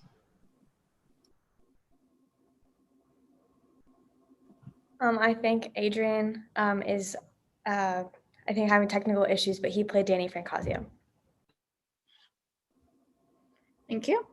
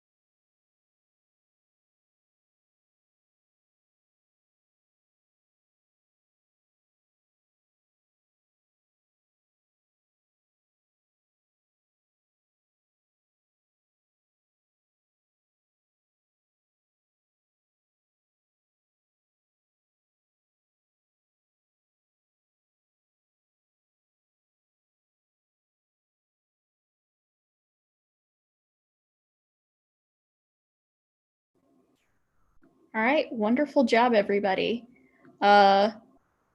We have time for some short comments. Mr. Fleury, do you have anything you want to start with? If I'm being volunteered to start, then I will.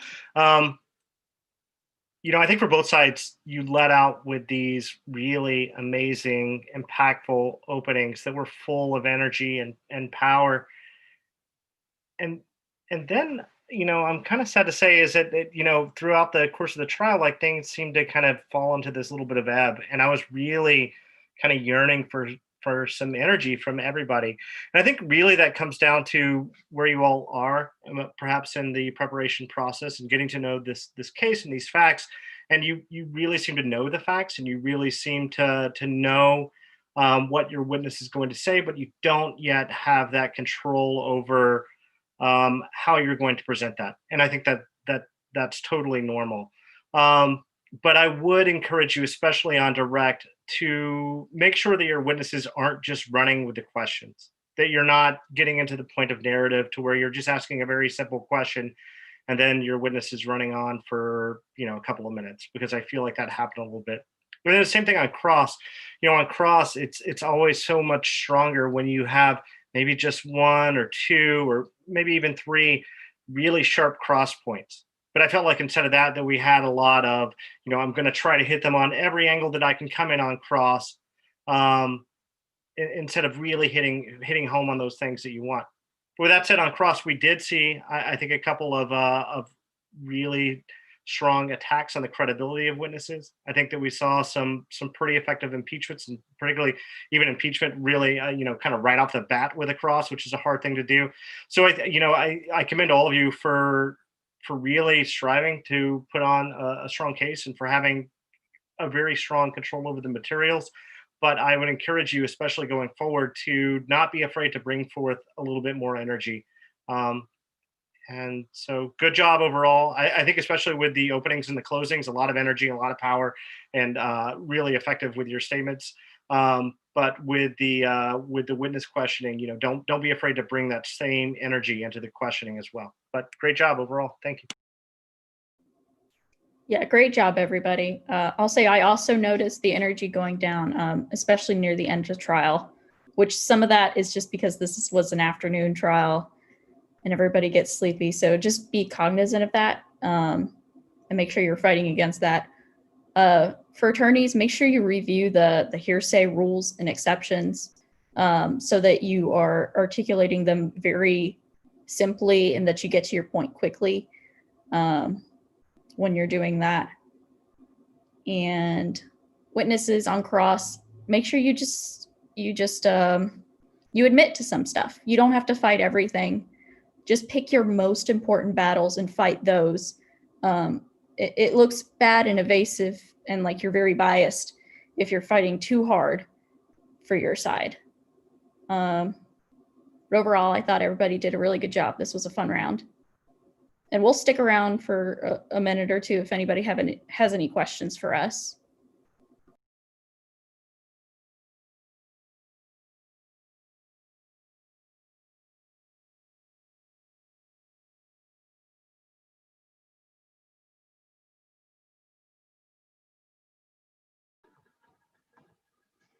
Yes, I have a question. You both were talking about how the energy wasn't kept throughout, especially in like directs and things like that. What are ways you would recommend putting in energy, especially like in direct questioning? I'll take that one. One thing that I think could come in a little bit more with direct questioning is using techniques like road mapping is a great one. Looping is another great one. And if you're not familiar with it, road mapping is basically where you're pointing out to the jury or to us judges exactly where you are in your questioning. And that is necessary because just like you, our brains kind of trail off, especially in this format looking at Zoom. And then looping is something, and looping is a fine line because you don't want to turn it into a leading question, but it's where you kind of repeat a little bit or reiterate a little bit of what the witness stated and then draw a new question out of it. And both of those are really effective in drawing our attention back in. It gives you an opportunity as an attorney to use a little bit of tone and inflection in your own voice. And then also, I mean, it's a feedback loop, right? And when you're displaying that energy, your witness is going to do the same, and it really elevates the entire thing. So I think those are both effective techniques that probably could have been better utilized from both sides, and I think will be, as you all get more familiar with everything.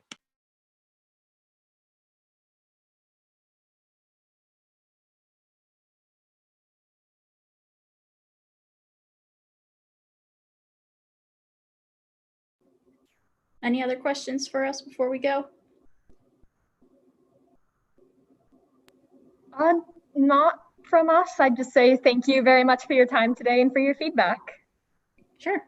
Yeah, thank you guys, and good luck in the rounds going forward. It was a pleasure seeing all of you today. Yeah, thank you. Have a good evening.